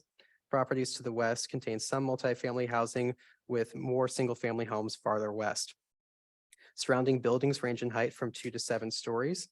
The form of the surrounding structures are generally rectangular with mostly flat roofs or hip roofs. Many properties feature plazas, landscape terraces, or planters along the front facades. The proposed development incorporates many design features to help mitigate the size and scale of the building. The step down in height from east to west concentrates the tallest portions along Merrimack Avenue. The use of recessed balconies, roof overhangs, and variation in window sizes create interest along the facade and break up the length. The planter beds and raised terraces features also integrate buffering techniques seen on adjacent properties. Multifamily and commercial structures nearby often comprise a combination of brick or window wall facades. Single-family structures often comprise brick with stone or wood as accent materials. The proposed development will be constructed with a combination of brick and cladding. Tan brick comprises the majority of the exterior. Gray brick will accent upper portions of the structure. Gray masonry units will accent retaining walls for landscaping and patios. Red brick will accent columns along the commercial entrance. Windows are proposed to be either colored brass or black depending on the location. Balconies will include dark bronze metal railings. Dark bronze accent material panels will shield portions of the parking from street view. HVAC units will be screened by a parapet wall on the roof. Brick accent banding pattern, brick screens, and recessed brick columns will elevate the design and materials. The primary structural materials will result in a unique building appearance that is also cohesive with colors and materials in the surrounding area. A PUD must provide public benefits to the surrounding neighborhoods into the city above and beyond what can be reasonably achieved with the zoning district. The proposed design conforms to most of the requirements of the city's zoning regulations. The proposed development is of a design and scale that meets the goal identified for the Merrimack Gateway District in the downtown master plan. The design incorporates architectural design is compatible with surrounding area. Staff recommends approval as submitted for the architecture. I'll just note quickly for record, the staff recommendation is 30 points, which matches the minimum, not 33 points. Okay. And just so before we start with presentations, there are three considerations. One is consolidating the 4 parcels into one lot, which is the pink. The next one, the blue, it says major subdivision plot is the project type. This is the architectural review, actually. It's just misprinted there on the blue form right there. And then, of course, the yellow is the plan unit development with the score sheet for the public benefits. And with that, is there somebody for JSR Clayton LLC? And we're going to talk about all of the applications at one time. Okay. Good evening, Mr. Chairman. Once again, my name is Mark Rubin and I am with Keeley Properties. We're located at 222 South Central, Clayton 63105. I am joined by our architect partner and team, Joel Foose and Neil Chase from Trivers and Associates, and they'll be presenting tonight. We also have Jay Brockmeyer here from Grimes Consulting and Engineering. So he'll be able to answer any civil engineering questions as it relates to drainage or otherwise on the site. Having said that, I'm going to go ahead. Joel has a presentation prepared, so I'm going to go ahead and let him walk you through it. Okay, thank you. Can you give your name to the microphone, please? Joel Foose, with Trivers.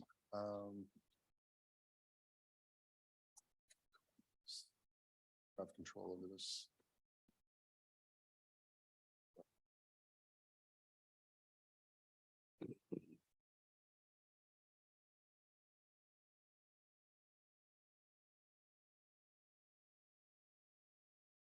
And just so the audience knows, after the presentation of these speakers, we'll open it up for public comment.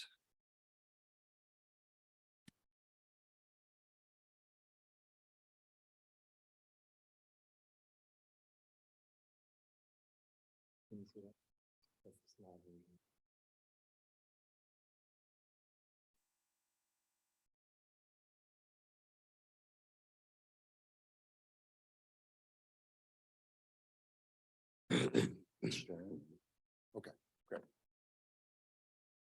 Okay.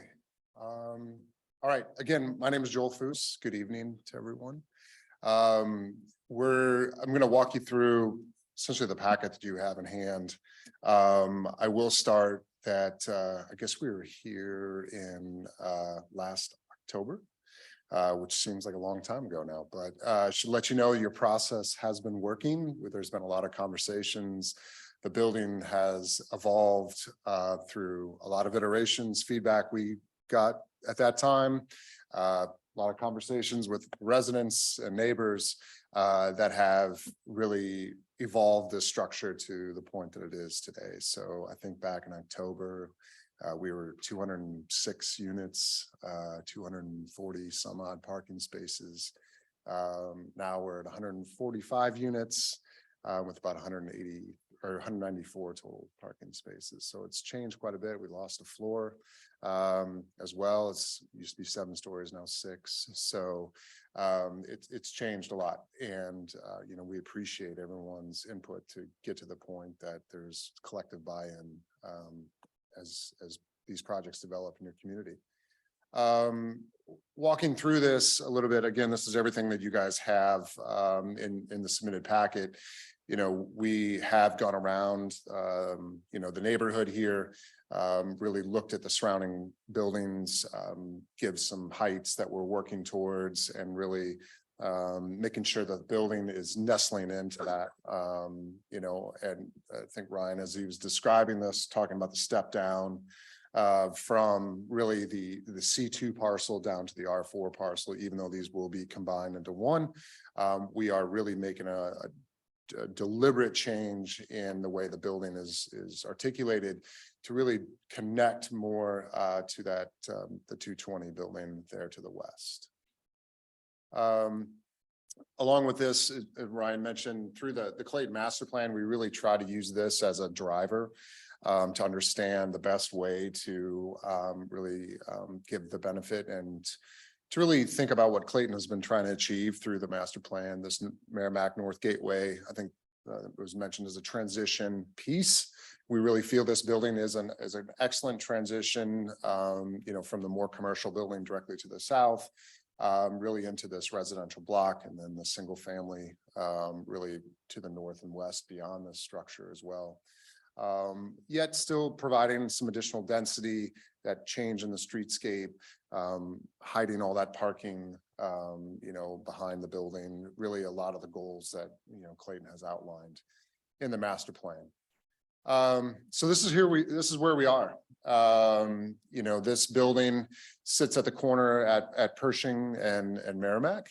Some of the conversations about the public benefit, we really have extended out this corner, really to try to activate more out of Merrimack. And we really want Pershing to remain this feeling of a quiet residential street. So we want to keep that traffic off Pershing towards Merrimack. Initial conversations, we had a garage entry initially on Pershing. The neighbors, were really would really like to have seen that move to Merrimack, and so we moved all of our parking entry towards the Merrimack side. So no vehicular access that's accommodating our building is going down Merrimack. And so you really start to see this more taller commercial side here towards the Merrimack side, a two-story corner here that is activating by a small retail space, the cafe, which really can help, not only amenitize the building, but also some public benefit to the neighbors as well. And then further along you go here, you've got the townhomes that the front Merrimack as well, with the residential units above. As you come down Pershing and this is almost at Pershing and Brentwood, as you come down and start to look back towards the building, this is really where you see that big change. Back when we looked at this in October, that mass that you really saw back at Merrimack continued very close to the Brentwood building here. And we have since pushed that back, pushed it down, even pushed it over a little bit more from the property line. And we created an outdoor space here that we really have opened out towards the residential units. So the condo building across the street, as well as our neighbors to the west, and really made this a space that, if someone's out for a walk and they want to come and hang out by the fire pit or whatever it might be, that's open to the residents around. Really trying to give some of that space back from the building as it helps to align for that setback that really was important to give the building to the west some proper space. This is a little bit of what that view is here, a little closer. I think what's interesting about this is there's now a connection for these units that go back along this mass here. These are our townhome units as well, but what's wonderful about them is that they are accessed from inside the building. So you can park, you can come in, you can access it through the inside. You can use that building as its autonomous self, or you can come out to this sidewalk and exit out if you want to walk your pet or go on a walk, just as you would as a contributing member to the neighborhood. And so it's really a way for us to give some proper spacing away from the Brentwood condo and allow them not to feel that they've got a building slammed up against them, or even looking at the backside of the building. This allows that to be lit up with living space and people that, it's creating life, and they're not looking at the back end of the building. And so we really try to be very sensitive about what they would be looking at across the way there. And this is a little bit closer view of that patio space we were talking about, where also re-stitching that connection up towards Merrimack on the sidewalk. Right now, it's after the demolition, there's not a whole lot there that's contiguous. So we're recreating that tree lawn and then picking up that Merrimack streetscape as we get towards the intersection itself. Another thing that you'll see articulated in the landscape plan and the civil plan is also this walkway is duplicating for a lot of our water detention and using it as a rain garden. And also we have online a Renee from Arbolope Studios who can speak to that if anybody has questions regarding the landscape architecture component. But what that does is it allows us to really, contain the runoff from this site, keep it away from, I think that we heard that a lot from the neighbors to the west as well, to keep that rainwater from getting away from their unit. And we're actually sloping back to this rain garden, collecting the water, filtering it, and then sending it off through the MSD system. But what we're able to do on that is really to use the landscape to accentuate that and make that less utilitarian and more celebrated. And then the view here is the view coming up from Merrimack as well. This is not a view that we wanted to be to ignore. You've got people that are entering Clayton. This is essentially, as we said, the North Gateway. So this is coming up from that intersection at Kingsbury and Merrimack. Again, the building steps back to acknowledge the building here just to the north of us. We are taller than that, but the building does step back a little bit in that notch to allow that building to breathe there a little bit. Some of the feedback we got too, as you can see here on the entries, this is the entry to the garage. We really try to make that feel much more keeping in the residential patterning and spacing to allow that to be perceived as more of a residential scale, even though this is a multifamily residential building. I might pause it here and I'm going to jump to the video. Yeah, Just make please. one quick comment. I do want to mention we are. Mark, can you state your name for the Yeah, microphone? So I know. once again, Mark Rubin with Keeley. I do want to mention we are still having conversation about the space on our western side with the neighbor or the condo members there, just about a couple of the species on the plantings. So nothing significant, but a couple of things we might want to bend around a little bit. So I'm not sure if we have any boxwoods over there. I don't think we do have any. I don't think we have any boxwoods.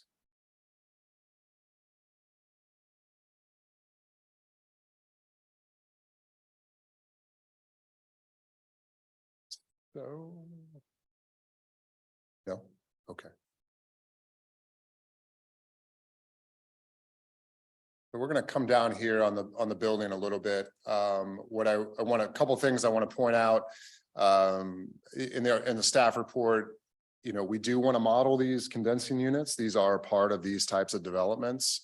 But I want you guys to notice as we go around the building that you don't see those as visible portions, especially down from the street at any stretch. So that is a part of the way this is articulated, allow that to happen, from the rooftop. As we come down on this, you can also see the articulation here on the streetscape.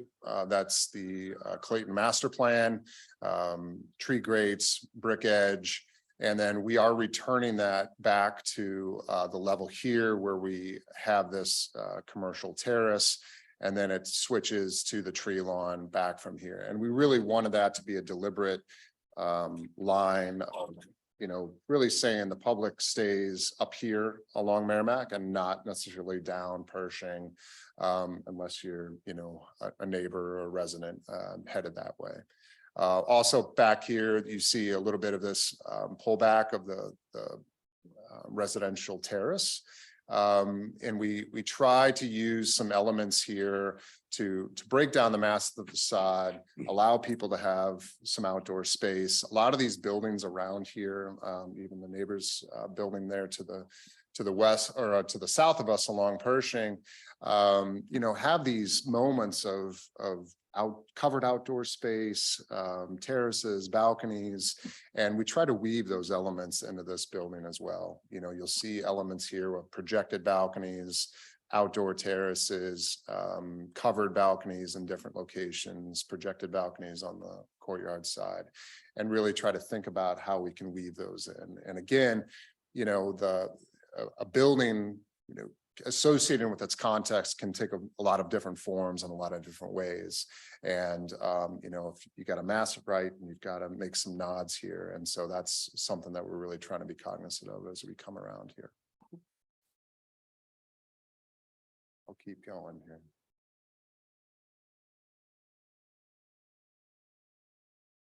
So as we come down on the street,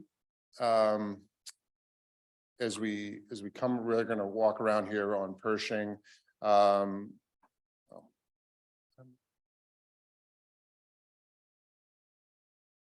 trying to pause it. Bridget, would you mind moving to your right? Just a skosh. Yeah, there you go. Sorry. I'm just going to back up a little bit.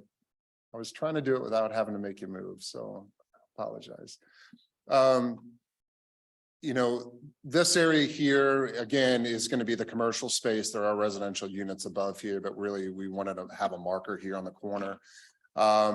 The insets and the brick here, and I'll talk about some of the architectural detailing as we go through it, but if you go up north on Kingsbury, there's buildings that have these white or glazed brick elements. Some are white, some are this terracotta, some are green. And so we want to weave in some of those little moments of this kind of special pieces of masonry. And you'll see that here, really try to articulate in the corner. Majority of the building is masonry. So we have this buff color masonry here with darker accents as we go around. But the majority of the building, particularly on the exterior face, is that. Again, one of the things that we were able to do during some of our changes here is this space on Pershing. We did have more of an amenity out facing here. We've since then changed that to be more units along there as we've changed the scale of the building. As you come around here, you can see that step down, that change, some of those nods, as you can see, the overhang here to the 220 Brentwood building, and we're picking that up a little bit here. And each one of these locations have some opportunity for some outdoor spaces to be had for residents as well, to get them, connected to the surrounding area.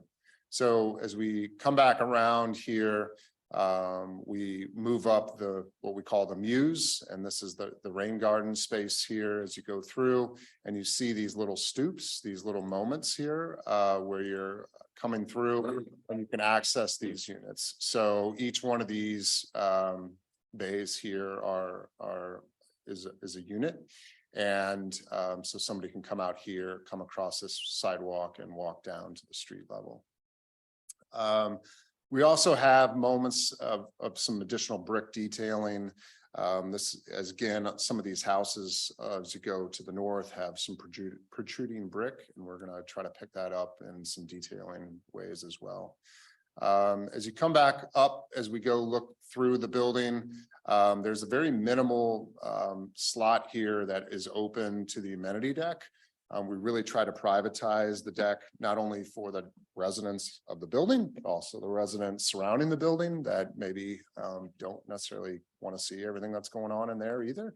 But we will say, I mean, the desire on this is not a collegiate geared toward building. This is a building that's probably going to be a little bit more I would say tame in their outdoor activities. So, so there's just a small opening here as you look into the courtyard, as you come around. Again, stepping down to the scale here, some relief. This is the garage here to that adjacent multifamily. So we're touching two multifamily projects here on the north and the northwest quadrant. Again, looking down in that amenity deck, you get to see that change in scale as you come back up here to Merrimack, the building here to the south, that commercial building, the Hampton Inn over here. So we're one floor taller than that Hampton building, but we're one story shorter than the Gershman building to our south. So again, we're coming back down here to the Merrimack as we start to look back towards the building here along this elevation. Again, stepping back here, as you can see the apartment building, and we step back this corner to align with that as you come back around to give a little bit of a nod to where that building is placed. Some outdoor spaces here, balconies that flank that, and balconies here on the second floor. This is these are some of the townhomes here. So each bay here, you can enter off the street and has a little raised patio with planter beds that give a little bit of a buffer between that public space and that semi-private space, which is these private terraces. And then these are second floor balconies. And this is all a part of the townhome space here.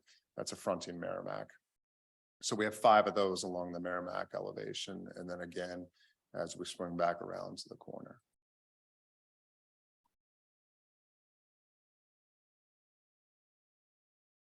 Okay.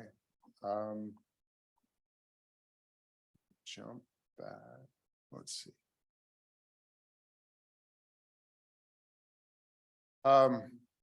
As we went through again, you know, this was a lot of the conversations about windows, styling, types, colors that we try to take into consideration with that. As you can see, there's a varied articulation around the surrounding area, as well as brick.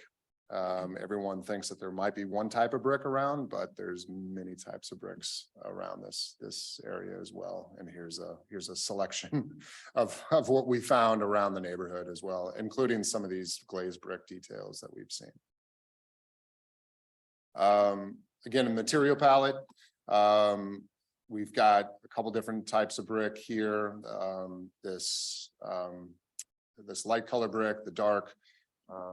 We have those handy as well, including a architectural CMU unit, which is used on a lot of the planter walls and bases that you've seen.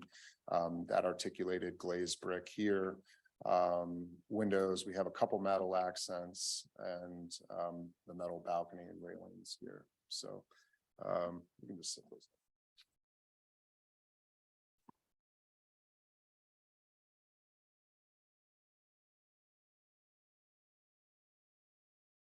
So again, trying to use you know, a lot of earth tones in it, nothing too garish. I think one of the comments that we got from our initial October conversation was maybe a little bit more desired simplicity. And, you know, I think you always have to be careful when if you get too simple that it looks too austere and maybe doesn't resonate enough. And so we really tried to think about where the accents are needed and try to do some additional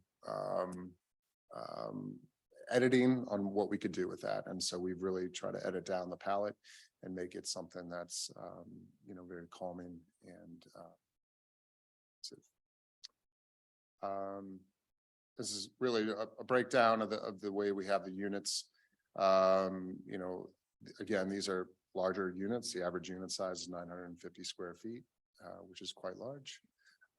Again, we have 145 units. We're parking 183 private spaces with 11 spaces that are open to the public that are in that garage space. The planting plan, again, we've been working with ARB on the planting plan. Again, transitioning of what we would do along the Merrimack frontage. down Pershing and then through our Muse, and then of course on the buffers edges here. And I'll definitely let Irene speak to those questions that may come up, but using a lot of natives, using a lot of plants that really are simple and elegant and beautiful. Floor plan, just to get everyone oriented here a little bit. The building, I'm gonna step up here to this plan here on the left is the Merrimack plan. Merrimack, as you come in on the street here, because the building slopes so much down to along Pershing, you can come in here on the north and go down to the parking level, to the lower level, or you can stay on this top level here. And so you see, you really only have this one connection here to Merrimack where the garage and loading zones are. And then the rest of it are all surrounded by townhomes in orange here, in this burnt color, the amenity spaces, which are in the violet, and the lobby spaces here, the yellow, which is the cafe, and then additional units that are ringing it along here in orange, and again on the rust color around. So again, everywhere we have a frontage to a residential street or residential building, we have residential units of fronting. I'm gonna go back downstairs before we go upstairs. As you go down, again, subgrade parking. As you come down this ramp. And then again, as the building is instead of exposing that parking as the building is stepping away, we have a lower level of units that come in here. The rust color units are the 2-story units that connect to that upper level. And then these units here ring the parking area as well. So it really gives this building really have no inclination of the parking whatsoever. And to accommodate additional parking, we do go down about a half a level here. If you guys remember that site, it slopes really from the northeast to the southwest. And so we tried to use the building to sink it down a little bit and take advantage of that building topography, the existing topography to do that. As you guys know, the subgrade parking is not a cheap option to do, but we're making it work here to do to provide the CBB required or recommended amount for our building itself. So again, going back up to the Merrimack side, level 2, you come up in this corner here to an amenity space, and that opens out into the courtyard.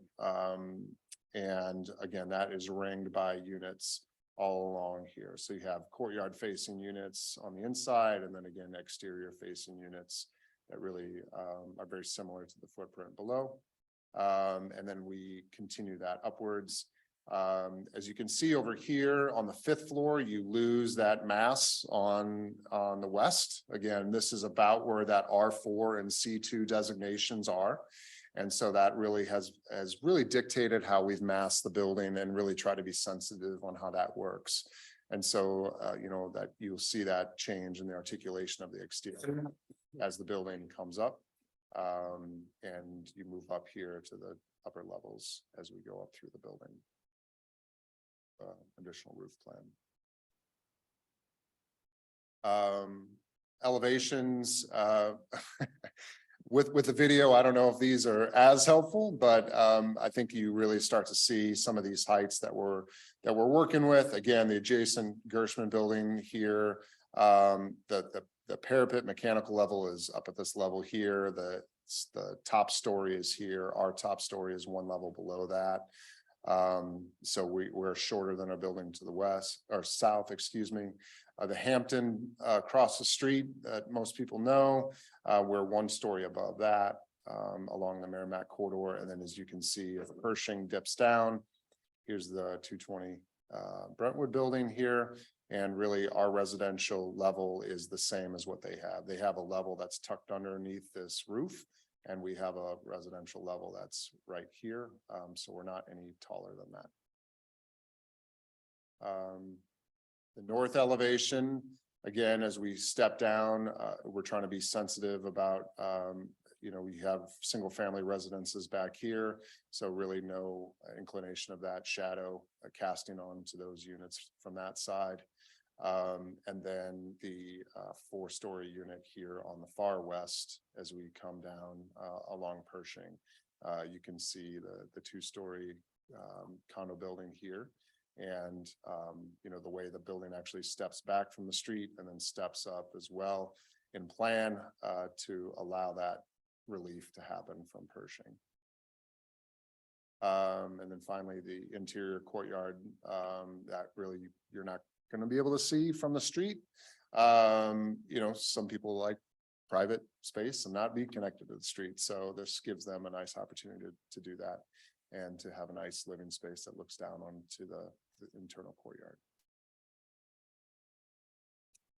I think with that, up to any questions?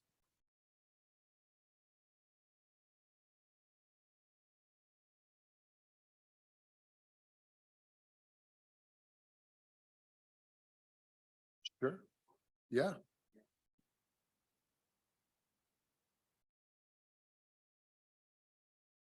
Great. Okay, I'll wait.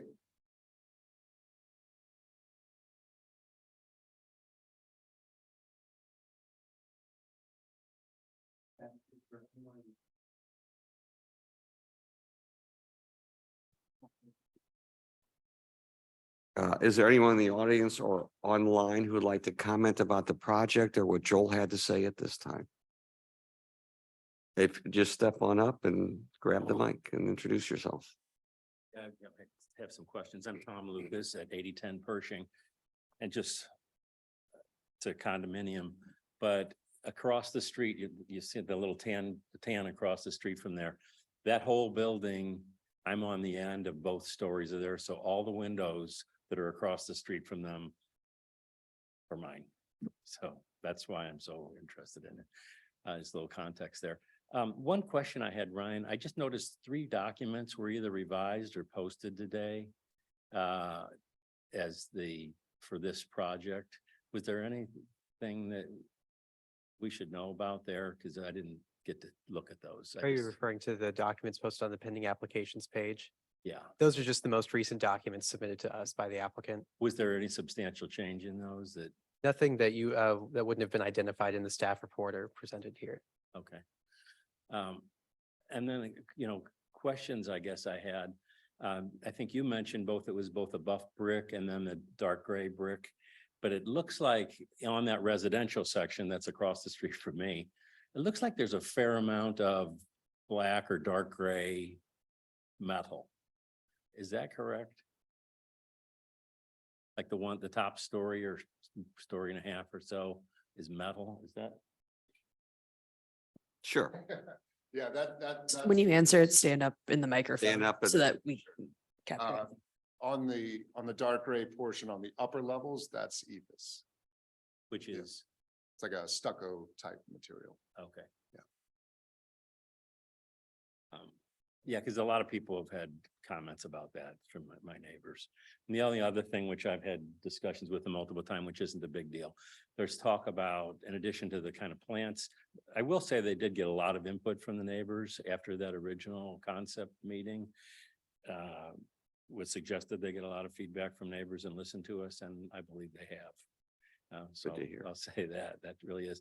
But there's the current building at 220 North Brentwood to the west of them has a sidewalk going to the back door. And I believe it may only be for a fire exit, but I'm not sure. I've never seen anybody use that. And there's been some requests by some of us to, when you look at their drawings, there's 2 parallel sidewalks a few feet apart to maybe take that one sidewalk out. So that, and then get an easement so that the 220 building will have access to the new sidewalk. And they said, yeah, they'll do that, but that'll be like a procedural thing that you would deal with, that it doesn't necessarily get reflected in any. Okay, thank you. Tom, thank you for all your emails. Spent a lot of time. We appreciate it. Please, come on out. I'll appreciate it a lot. Please give your name. Yes, my name's Keith Kramer. I live at 308 North Brentwood Boulevard, and I'm about a block away from this project to the northwest. As previously said, over time, this project has evolved. The developer and architects have really listened to us, the residents, and have really tried to come up with a project that we would like, and I believe they have in this case. I'm in favor of this project. It's a scale that fits in. It'll be a great project in addition to Clayton. Thank you. Thank you. Is there anyone else? Bob, you do have one online. Hi, I'm Carrie Kennedy. I live at 172 North Brentwood Boulevard. My main comment is more procedural for the city, that if we have a scheduled meeting, I think there should be a cutoff of when new documents are added to the website. I don't really think that, maybe that's within 24 hours or one business day or something, but I don't think that you guys should think that residents are checking the website hours before the meeting to view the most recent documents. And I hope that that can be adhered to or something. I mean, is there some sort of minimum amount of time at which documents are kind of finalized to a website before a meeting? So do you expect people to be like checking it the last couple minutes right before the meeting? The commences? 3 documents added today were just copies of the staff report, not actually new plan documents. Correct. So I just feel like as a resident that I want to come to a meeting prepared, seeing the most current documents. And so I think there should be some expectation of me not checking this, 30 minutes before the meeting. I feel like we can certainly assure Carrie that anything that we talk about tonight is absolutely just related to the plans that were proposed, and that you would have seen, any staff comments or anything that we talk about when, if there was something proposed this morning that would be different, I think we would have to address that with them saying staff has not had an ability to comment on anything new that had been proposed. And as like commission members, we need some lead time as well. So. Gotcha. But those staff comment documents weren't on the website prior, were they? The plan sets were uploaded on May 19th. Great. With the staff report documents, we do try to remind to put them online in advance of meetings.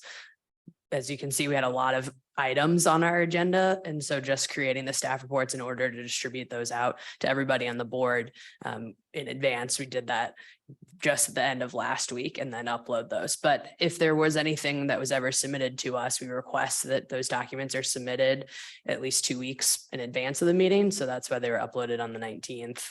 And we would call out if there was anything submitted to us today, but there hasn't been any new submissions from a plan perspective. It's just the staff reports that were uploaded today. Thanks for your time. Okay. Anyone else? Is there anyone on Zoom? Chris?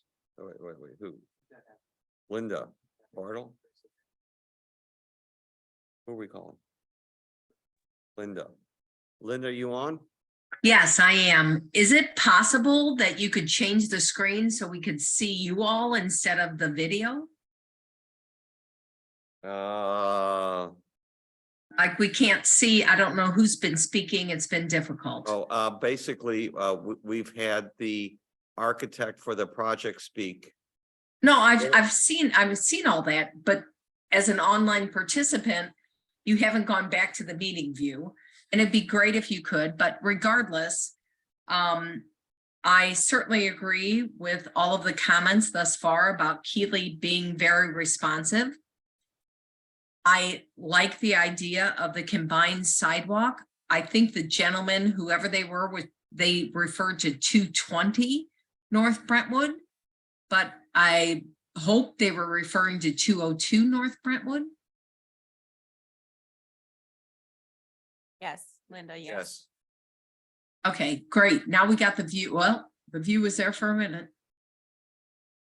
Linda, can you please state your address for the record? Linda Bardall, 202 North Brentwood, Unit 3A. Okay, thank you. Thank you, and I appreciate everything that's been done. Okay, who's next? Chris? Um, Chris Wilson, are you on?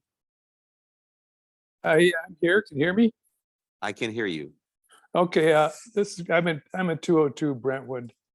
My question is, before there was said there was going to be some kind of a traffic study done. Was there any traffic study completed?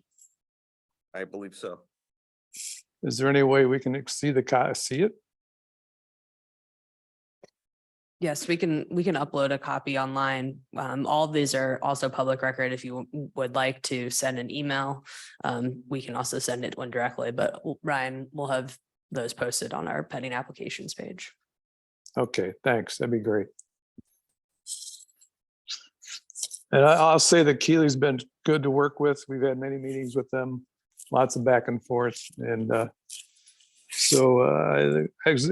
other people have said, this was a much different building than it was back in October. So thank you. Is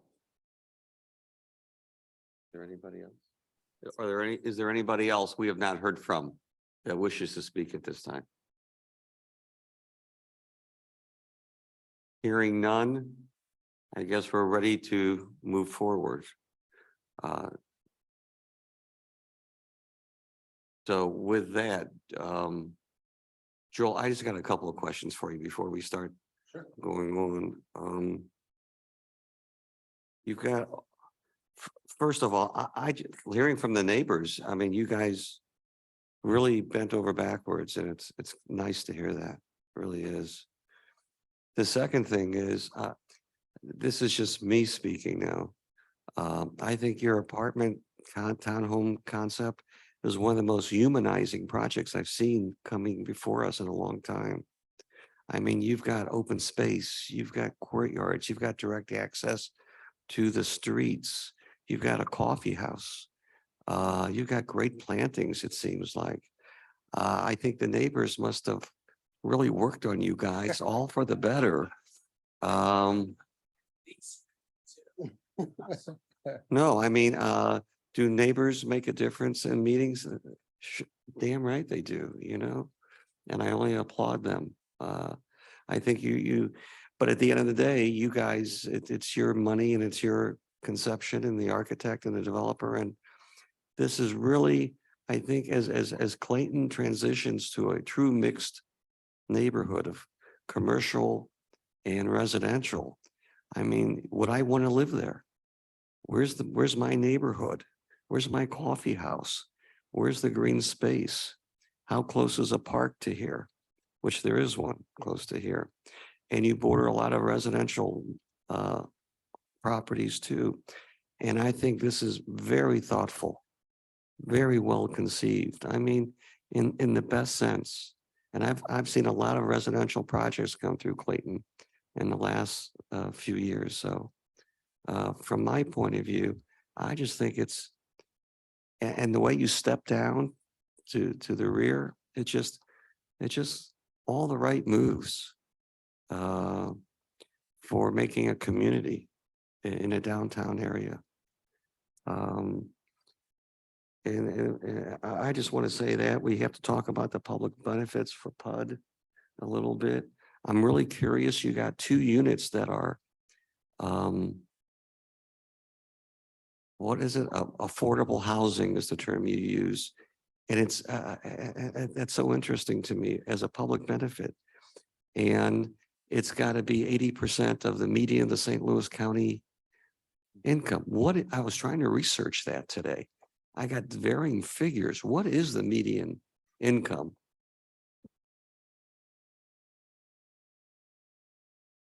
For St. Louis County only? I'm Jason Braidwood with Keely Properties. We're gonna have to dig in. There's really no, it's amazing, county or city level. There's no rule of thumb for this. We have to be one of the biggest communities in the country without a stated affordable housing policy. So we really look forward to working with Anna to come up with the right metric. St. Louis County is probably the most appropriate metric to use versus like a census tract or something like that. Well, I saw, I did my sophisticated research, Google, and the headline was 97,000 for St. Louis County. Just said it. And then I went to kind of like a different level where depending upon the number of residents, it could be 70,000, 50,000, and you're going to do 80% of that. You know, Usually we'll use a HUD standard. I think David's pulling it up right now, based on the number of members in the household, what So the if you- median income. is. Housing and Urban Development puts together a table for the 80% median household income, and they publish that every year and update it so it, based on the number of persons in that particular unit. So if you have, for instance, 4 persons in a unit, 80% of the median household income would be $75,900. So in this particular case, that would be the income requirement in order to get into one of those 2 units there. You would so have it to would be, be like an average income of like 91, 92,000, and 80% of that would be 75,000, and they would have to come up with a rently fee of $6,000. So it's actually 30%. Mark, can you come up to the mic? What's So 30%? we you typically use can't exceed 30%. of their Use income. 30% of the median household or 30% of the 80% median household income to determine what the Either base. rate. And the Correct. staff is recommending that. How do you feel about that? I think we might have thrown it out there. Anna's been a pleasure to work with. We have some projects in the city as well and some around the country. And in terms of public benefit, the amount of money it's going to cost to build this building, the rents, and I'm sure you've had many other folks present to you, the rents are just going to need to be higher and higher and higher. And I really don't think Clayton's an exception. It's not like we're unique in that regard. 145 units isn't a ton to grab even just 2 and say, hey, maybe this can be someone who works public service or something like that. It's just one little step that we can try to take. So, to get the points that we need for the PUD, we have to think outside the box a little bit. And some of these units are gonna be very, very expensive, just like the rest of the new constructions that are coming out of ground. So if you have a family of 3 and it's 30%, the rent's gonna be fairly low in that sense. A 2-bedroom in this building is not the cheapest thing in the world. Right. The townhomes really live 2 stories, so they're gonna be like homes in many regards. So yeah, we look forward to working with staff to figure out how to find the right 2 units for the folks that want to live in the building. No, okay. With that, I'm gonna pass it around to the board members. And Carolyn? Yeah, I have to say I like the project too. And obviously I can appreciate the landscape. Hi, Renee. Hi. So it's really thoughtful. I agree with what you said. And I didn't have any comments other than what you've already said. So it looks great. Bridget? Do you want to, are we going to do the points analysis? We'll do it after? right after we Okay. go through one time. Thank you for bringing that up. I just have a few comments and, because I just want to make it clear, I represent the area where this building is going to be. Sure. So, overall, of course, I think it's a beautiful building. I think you've done a great job. I love all the patios and, I love how the roof line changes. I love the different, different elements like brick versus stucco. I think that all looks great. I am not an architect or a planner, so I feel like my job sometimes on this board is really to talk about how this affects our community. And, this is a planned unit development, so we have to make sure there are enough public benefits. And I know we're going to talk about that, but just making sure there are public benefits to allow for the passage of the PUD. So, just a few questions I have related to is how, during construction, in the event that this does pass, will you have a plan for construction workers so that we don't have people parked up and down Pershing? I just, I want to make sure, I think community, I think, seems really largely behind this project, but construction, as you know, is painful for anybody. So I guess I'm just curious how you're going to mitigate that. It's not the first time that's been come up, so sure. Mark is ready to answer that question. Yeah, I'm Mark Rubin once again. We will have a staging and a mobilization plan put together, so it's not something that we can be just kind of nonchalant and, improvisational with at all. I mean, it has to be well organized, and so we'll be working on that with our contractor. Obviously, there's not immediate parking right there. So Right.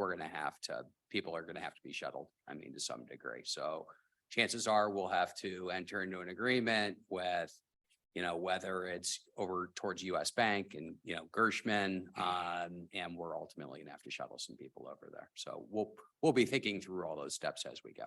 Okay, yeah, I mean, I just want to make sure that we're thoughtful about that, so.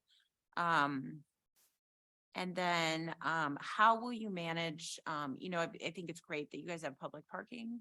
How are you gonna manage that? Do people just kind of come and go? I mean, I know that you have arms that come down for the residents, so will people just be able to come in and park, presumably to maybe go to the coffee shop or? Yeah, we have, on the ground level plan, there's gates that are separating, internal gates that separate the public. from private. Yeah. And so, I think Keely's been exploring, operation systems that allow you to control that via an app, or you can, connect it with your phone and allow people in. We've done a recent project where the gates have been open, like the 11 spaces that are accessible are open during business hours, and then they close, those gates at night, so people aren't walking in and out of the garage. So I think a lot of that is through management considerations on how that is, but there's certainly a delineation between public and private. When I mean, I don't think you have the issue, like if this was a project in downtown, like the new construction, the new building that's going up now, that's right there. There's not the office issue in terms of people going into park all day. And so I just want you to be kind of be thinking about that, I guess. So, because parking is such a premium here in Clayton. We've So, heard.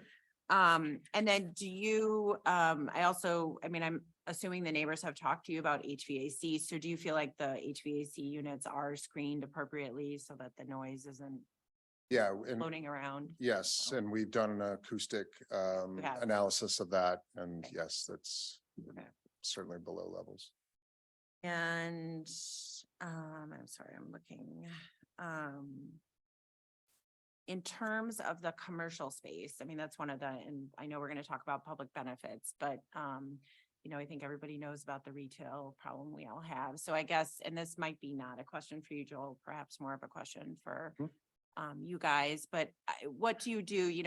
We're going to provide public benefits potentially to this commercial space, which will hopefully activate the neighborhood and, have a wonderful space for people to go have a cup of coffee or smoothie, whatever the case may be.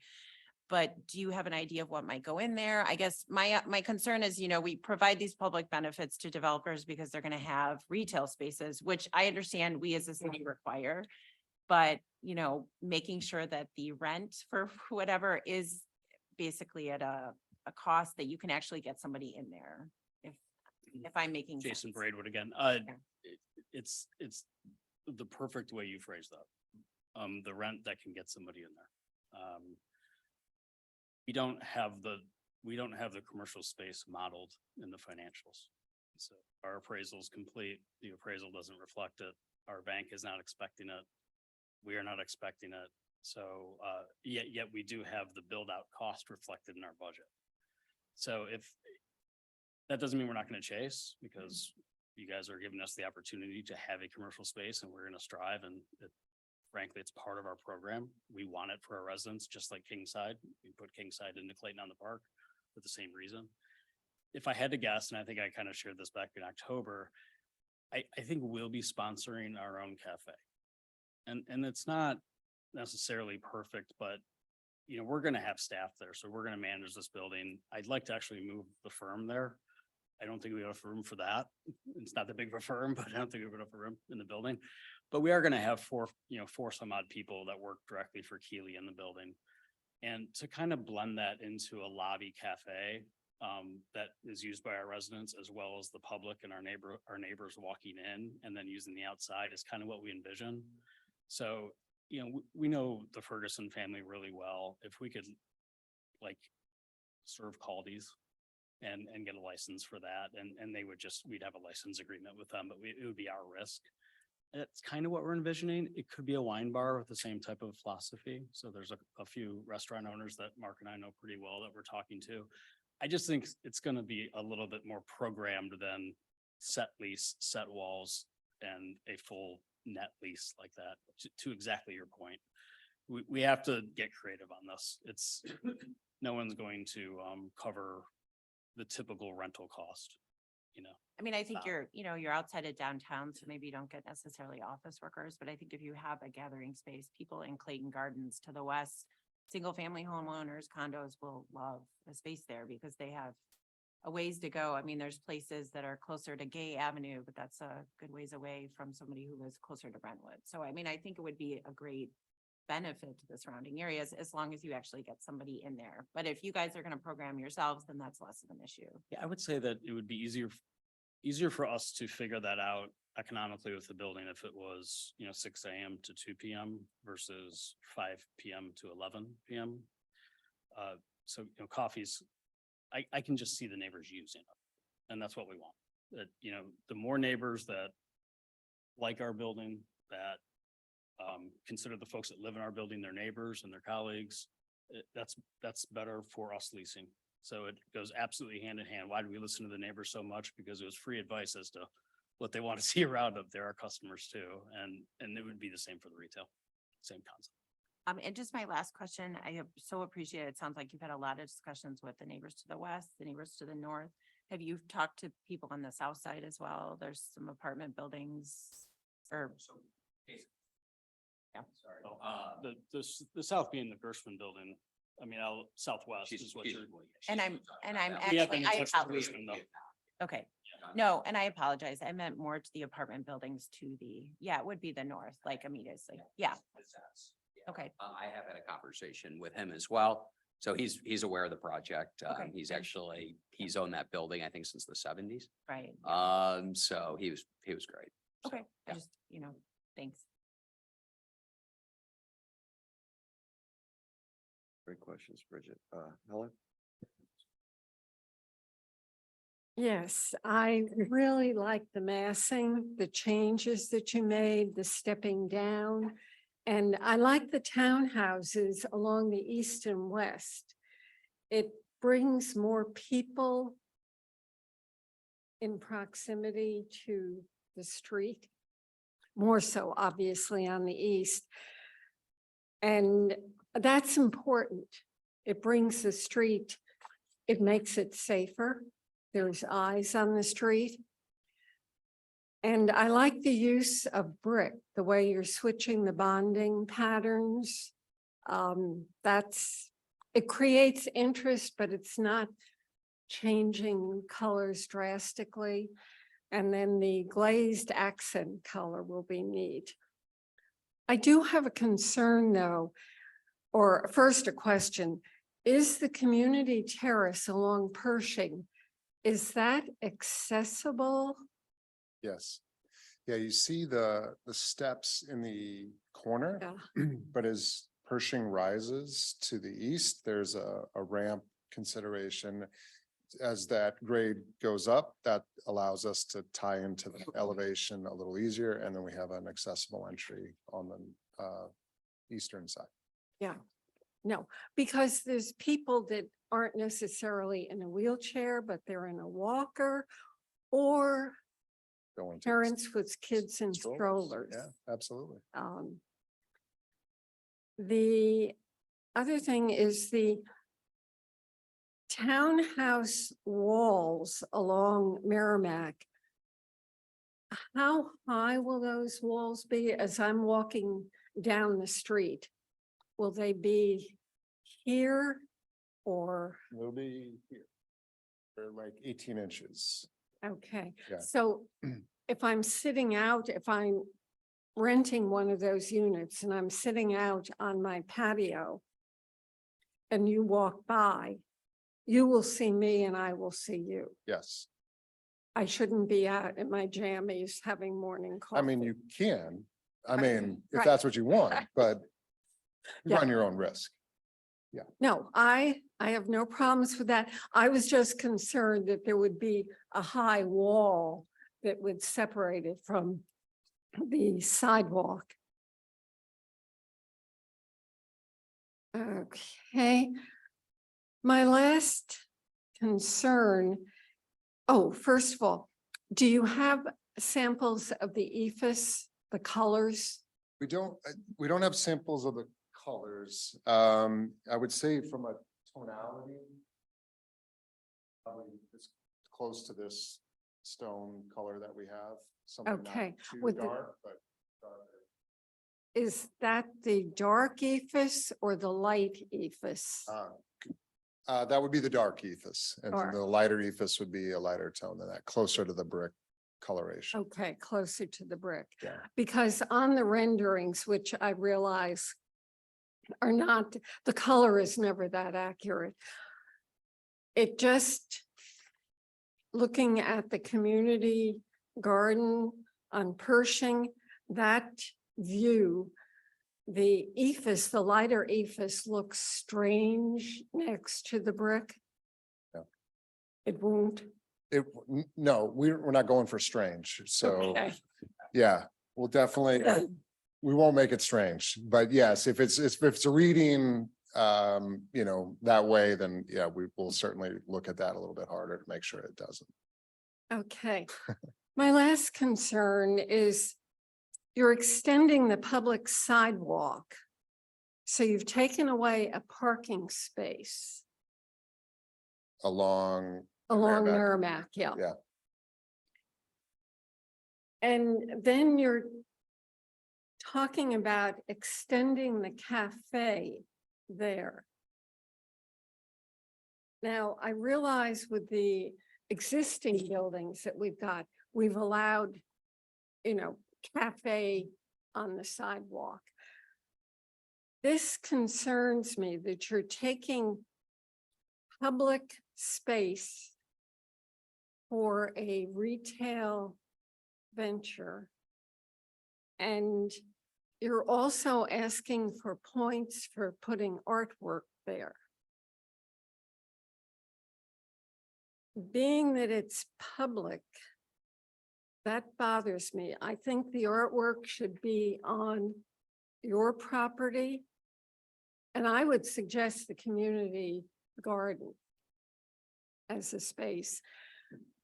The other thing with putting artwork and people at that corner is the visibility when you're turning left across traffic to go north. And I don't know, I looked online, couldn't get a definitive number for that angle, the visibility angle they refer to, but it's fine if you're in an SUV or a truck, no problems. But if you're in a lower car, it's hard to see. So I think the artwork would be better in the community space and keeping most of the cafe seating outdoors on your property. Maybe one or two, but when you get all of the street requirements met, light poles, trees, and Yeah. that space that you've taken, that you've extended, you've only got about 144 square feet.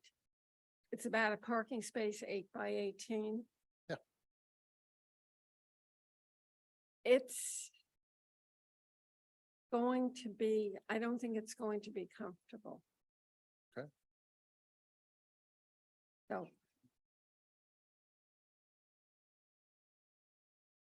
Yeah, I mean, I think that was, everything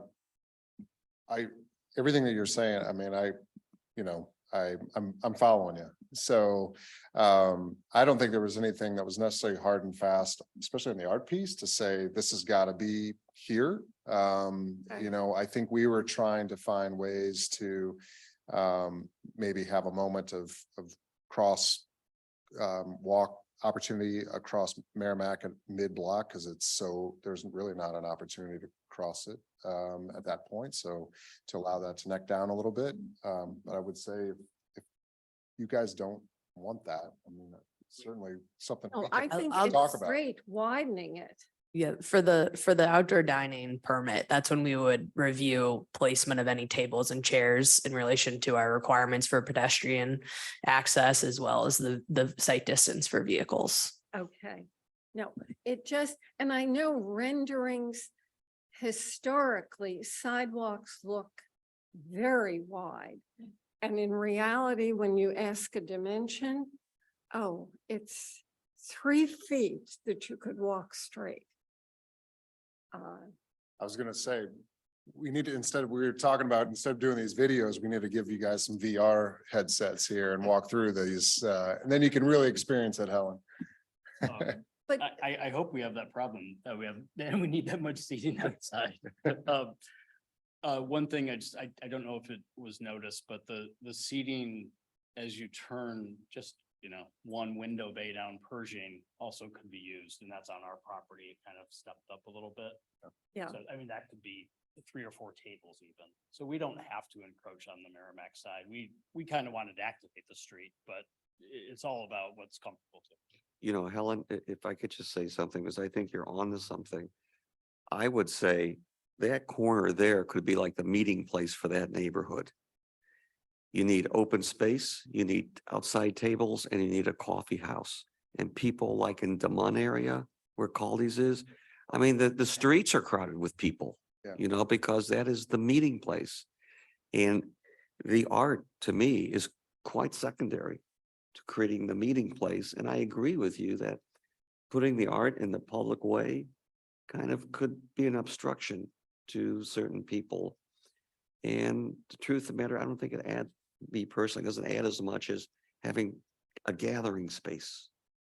I told Joel not to put the art there. He just, that was probably me. Well, We certainly, whatever art that. and Helen caught you, yeah. She's on to me. Let's just say that some artwork finds its way to that corner specifically. We're certainly not looking for anything opaque or large or obstructionist. So I have some ideas, but your art commission probably has much better ideas. And Joel and his team will work great on that. So point completely taken, and we'll work with Anna to make sure it's configured right to be both Demont-like, but at the same time, celebrated. Anna, is there, just taking space from the right of way, how does that work with our code? I'm just curious, like. The curb, Public Works has done an initial review of this. This style of kind of like the extension at an intersection is a best practice for some of the same reasons that Helen brought up, because it naturally creates better sight distance as well as a better experience at crosswalks for pedestrians. So the bump out itself is something that we would recommend. How they activate it, that was kind of the different scenario that was discussed. But I will say within the outdoor dining permit, that is where we would address any specific layouts that we require the 5 feet for the pedestrian access route, the PAR. So all of those elements, if they wanted to extend and use that area for outdoor dining, we would make sure that the number of tables fits with those requirements. But the art piece, that is something that can be worked around as we actually get a piece of artwork from them in the future. But taking a parking space is not an issue, really. No, that I don't know that actually is the losing a parking space. Where they actually are removing parking spaces have to do with the access for their garage from what is there currently. Because there were some other access points for the buildings that were demolished at the corner. So based on our traffic and parking analysis, they aren't removing any parking from the street that Public Works or our traffic consultants are concerned about. What's also nice about kind of combining the leasing office, our people with the retail, is that you have 10 hours a day, our team able to maintain that outside seating, actively versus relying on a third party retailer. So it's, one throat to choke kind of with, who's in front of you right now. I mean, as Clayton downtown tries to create its residential neighborhood, having gathering places is paramount to its succeeding. And this is a potential site. It worked pretty well at Clayton on the Park when we put the C sculpture in. The benches were inadequate though, I think. The fountain was nice and a lot of people took pictures, with their kids on that sculpture, but we can do a little bit better job this time around to make sure that people can actually kind of hang out, if you will. Yeah, just one quick thing to add. Bob, I do think we have an opportunity there because we're flanked by that residential pocket. So, with Clayton on the Park, it's a little bit different. So, yeah, I do think it's a great opportunity and Caldy's is a great example of it. Right. That's it. Kimmy, did you have anything to add? Just in agreement with everybody. I think you guys did a phenomenal job at, listening to the neighbors. I think all the details that you spent, like aligning the different roof lines with the, neighbors and all of that was really smart. I think you guys really listened to us and to them. I really love the idea of how like on the backside of the building that people can enter, into their units from that, because I think that would really help engage, the building behind it. So they're not just staring at the back of the building. It's really like a neighborhood kind of little pathway feel. I thought that was very smart. The public spaces, is it the corner and the fire pit? Are those both for public benefit? Okay. Yeah, because the fire pit might be a little confusing, but I mean, people might take advantage of that. But yeah, overall, just similar comments. So nice job. Thank you. Okay. Next, let's, a PUD requires public benefits and there is a sheet front and back. The staff awarded 30 and we have to be at 30 if we so choose to approve the PUD. Okay. And instead of spending all night reading everything and doing everything. So what I would like to recommend is just briefly state which each one is. The staff, like the first one is constructing building exhibiting architectural distinctions and significance that would make the development unique. The developer recommended 5. We gave, the staff gave 3. And keep in mind, as we go through, if you're going to go less, you have to, then we drop under 30 and then that, for whatever that's worth. So my question is, does anybody on the board here on the commission have a problem in awarding 3 or have any comments on that you would like to make one way or the other? I do. I mean, I think because this is really, I say this because if this were to go on to the Board of Aldermen, I think this has become a really kind of a sticking point for the board. Our ordinance is really written for architectural distinction. So, I think when people, at least members of the Board of Aldermen, think about architectural distinction, I think if people really kind of thought that it's something that potentially is like the Genie Gang building, like the new, 100 Kings Highway, which is, we all understand was, leveraged out the hill and it's hard to build a building like that. So I would potentially go down to 2 points, not because I don't think this is a beautiful building, but I think it's just, I'm not sure you could say that somebody's going to drive down the street and their eyes are going to pop out of their head. I think it's a beautiful building. So I would potentially go down to 2 points. And I just say that as you think about, again, if this were to pass, that is a sticky issue for the board right now, because I think the way our ordinance is written, the points at that particular point can be problematic. So. As for me, I would be at 3, if not higher, because I love the color tones. I love the fact how you've taken residential, you've opened it up to directly to sidewalks. I love the way you integrated the greenery. I love the way you did the courtyard. I did this, the step down. It is not 100. Well, let me start with this. Clayton Buildings, I could fall asleep walking past a lot of them, okay? This one is definitely on the right track. I give Trivers and Keely and Mark credit.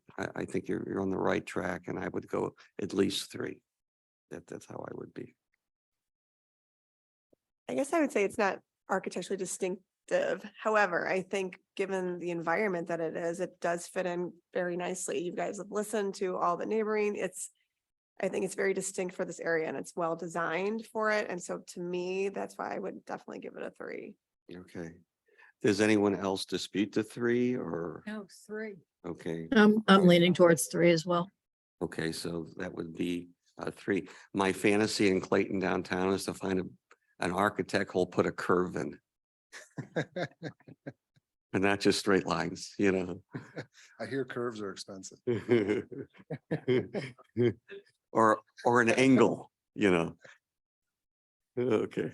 The next one is a provision of new or enhanced public infrastructure greater than the minimum code requirements, including but not limited to the establishment of on-site common areas, exclusive of yards as defined herein, streets, curbs, sidewalks, sanitary sewers, stormwater sewers, landscape buffers, lighting.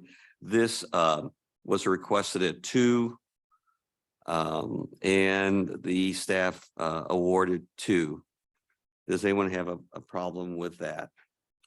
Hearing, go ahead. You want? Hearing none, the 2 is acceptable. I would actually go to 3. Okay, I think the landscape went above and beyond, and it needs to be recognized for that. Instead of getting cookie cutter stuff that we get some of the times. We Carolyn, got some, I agree with you. I give it a Uh-huh. 3 too. So we'll Okay. just average it out to about 2.5. I would also note there's another category that speaks more directly towards open space and landscape that you could. that's true. Okay. Just All pick right. it up there. So Put we'll that stick with addition. 2 on this one then. All right. The next one is greater housing density with enhanced design standards where appropriate and which results in more affordable housing and ensures that community character is maintained. And this is the one they are giving 2 affordable residential units, which is really cutting edge for Clayton, you know, so. Is there anyone, and they asked for 4 and the staff awarded, they asked for 5 and the staff awarded 4. Does anyone have a problem with the award of 4 points? No, Anna, can I just ask, in our last PUD project, how many points were awarded for the affordable housing? 2 points were awarded for the single unit by the Board of Aldermen. I mean, nonetheless, I would consider going up to 5. That's where I kind of made up my point that they lost. And I would give 5 too, because this is the next phase of a lot of housing projects and you guys are really breaking the barrier for a lot of future developers coming into Clayton. So I could give 5, but I guess we could live with 4 right now. Okay.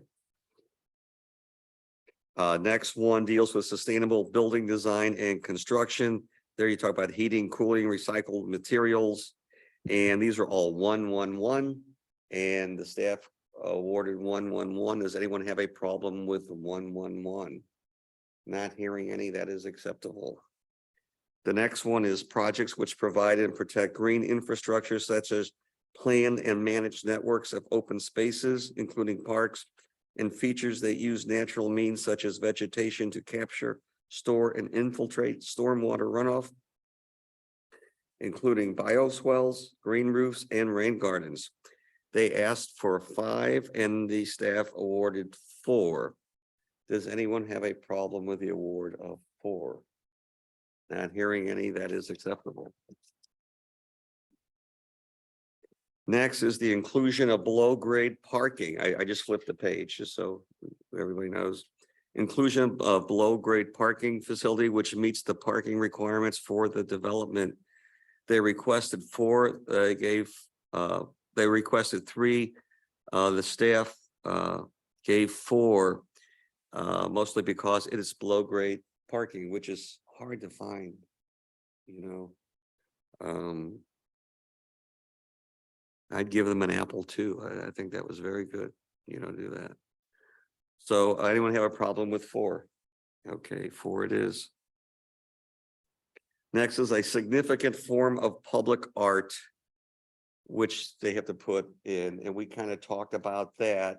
And as in all the projects, nobody knows what it's going to look like. And the tradition seems to be we award 3 because it's got to go to the Arts Commission. And I don't have a problem with that. Okay. Is there anybody who has a problem with the award of 3? Not hearing any, that is acceptable. Next is an appropriate amount of open space is provided and available for active or passive use by the public, such as courtyards, grassed areas, patios, landscape spaces. They requested 5, we gave 2. If they made their pool public, I'm sure it would go up to 5, you know. But that not being the case, it still is 2 is acceptable to me, of course. Is there anyone who has a problem with the award of 2 points? Not hearing any, that is acceptable. Okay. The next is it's broken out. Any other public benefit which is determined by the Board of Aldermen to meet the purpose and objective set forth in 405-1360. And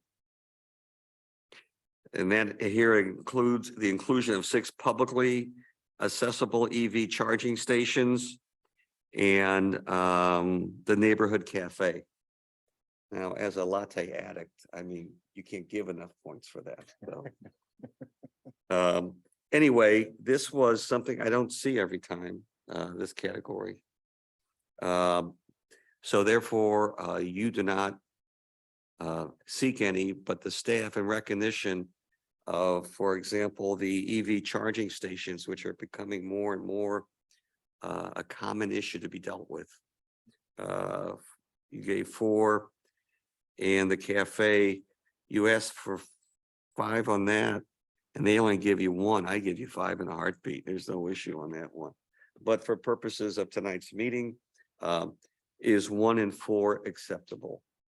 What is your view? The 1 does concern me because again, I'm all for the cafe on their property. But I don't think we should award a point or any points for them doing things on public property.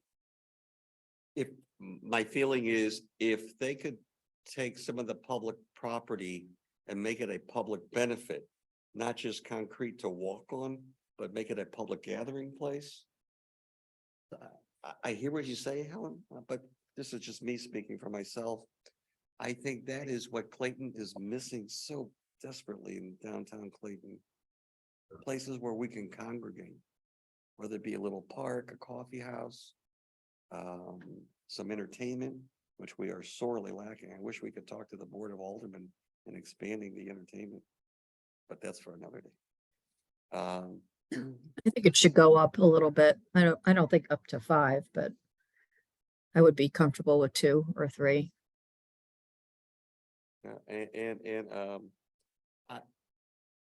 I'm sorry, I didn't want to interrupt you, Helen. No, that's. Okay. Helen, I think Jason might have mentioned it, that area on Pershing, which is, it's about 6 feet in the narrowest, and then it opens up because the undulation of the pilasters and the windows have room for outdoor tables there. And then we are about 10 feet off the property line on the east side. So, you know, and then the bump out, which we've been talking about before, is probably another 15 feet out. So, could nestle up against the building, but you know, there is some room there. Well, Carolyn would move up. I would certainly move up. I think it's safe to say that the average would be at least 1 for tonight. Okay. And the EV charging stations, 4, does anybody have a problem with 4? Okay, Especially since they're public. not hearing any. Then we've gone through and the total would be 30. Okay.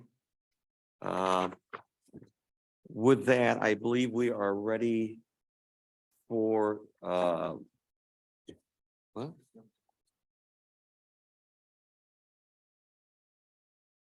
We take a vote. At this time, I am to understand we are to close the public hearing before we take votes on the various actions. And so it is hereby closed. As we look at the pink sheet, which is the consolidation of the 4 parcels into one, to the developer. Have you seen this? The conditions that are attached to it? Yeah. Okay. They recommend approval. The staff recommends approval to the Board of Aldermen with the following conditions. They're kind of lengthy. The first is that the applicant provide a Mylar with a surveyor's signature and the property owner's signature for the appropriate City of Clayton signatures per the subdivision ordinance requirements after Board of Aldermen approval. We need better English writers, I think, on that one. Number 2, approval of this plat is concurrent with and intended solely to facilitate redevelopment of the subject properties as authorized by the rezoning and plan unit development approval ordinance adopted concurrently herewith, with rezoning and PUD approval is subject to lapse and the time limit specified in the city's land use regulations, section 405.1460. Accordingly, if the plat approved hereby is not filed with the St. Louis County Recorder of Deeds prior to the deadline and the time limit applicable to the rezoning and PUD ordinance aforesaid, the approval and authorization for filing of the plat shall lapse, and this ordinance shall be of no further force and effect. And finally, number 3, that the applicant files the plat with the St. Louis County Recorder of Deeds office prior to application for construction or demolition permits for the property as approved under the rezoning and plan unit development ordinance. Are you guys aware of those? Just procedural stuff. Okay. Do we have a recommendation for the staff recommendation together with the 3 conditions hereby specified by me? I'll make a motion to approve, recommend approval to the Board of Aldermen with the 3 conditions. Second by anybody? Second. Vote? Aye. I, Okay, so approved. Next, we go to the architectural review application where the staff recommends approval as submitted with no other conditions. Do we have a recommendation? I'll make a motion to approve. To approve. Okay, second? Second. Ayes? Aye. Okay. Finally, it's for the PUD. The yellow sheets, the mixed use development residential commercial. It's titled, and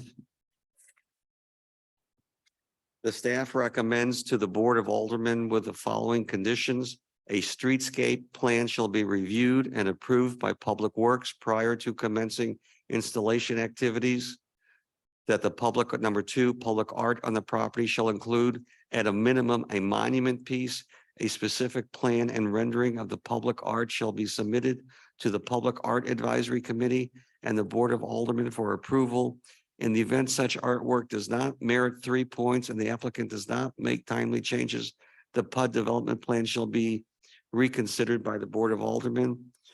Number 3, all signage shall comply with Chapter 425 signage unless a separate sign district specifically for this project is developed and approved by the Architectural Review Board. Number 4, lot lighting facilities shall comply with the applicable city codes and shall be arranged in a manner which will protect roadways and neighboring properties from direct glare or other interference. Number 5, public benefit 405.1380 (B) (4) shall be revised to a minimum of 2 affordable units. And that determination of affordable should also be reached prior to approval by the Board of Aldermen. Are you guys familiar with that? Okay, no problem. All right. Do we have a motion to approve the staff recommendation with the 5 conditions? I'll make a recommendation to approve to the Board of Aldermen with the 5 conditions. Second. Ayes? Aye. So approved. Congratulations, gentlemen. As long as we're still on the record, your introduction to us after Joel presented was fantastic. So I just want to make sure that we thank, especially Anna and her team, and then our neighbors. Mark's done this a couple more times than I have here in St. Louis. We've never been welcomed like this before. At Keely, at Coleman Group before that, they have been so supportive, so open, and this is how the process should work right through tonight. So you guys have been so efficient. It's been great. So thank you. That sounds like we were too nice, but thank you very much for your comments. Mr. Chairman, if I may, the agenda has the question of rezoning the property from its current classification. Did they to do the that? planned unit development, which is a distinct question from approving the proposed planned unit plan. I thought in the pink one to consolidate the 4 parcels into one. That's not a rezoning though. Correct.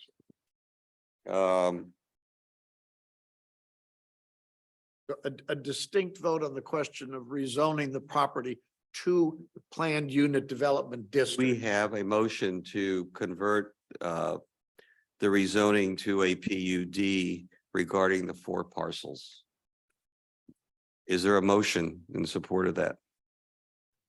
I'll make a motion to rezone the 4 parcels to the PUD. Second. Ayes? Aye. So passed. Thank you, Stephanie.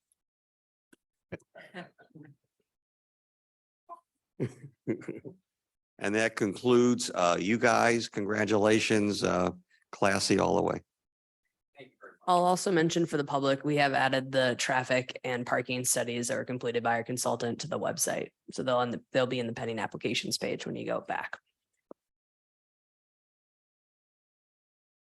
Good night. And neighbors, nice to have you here tonight.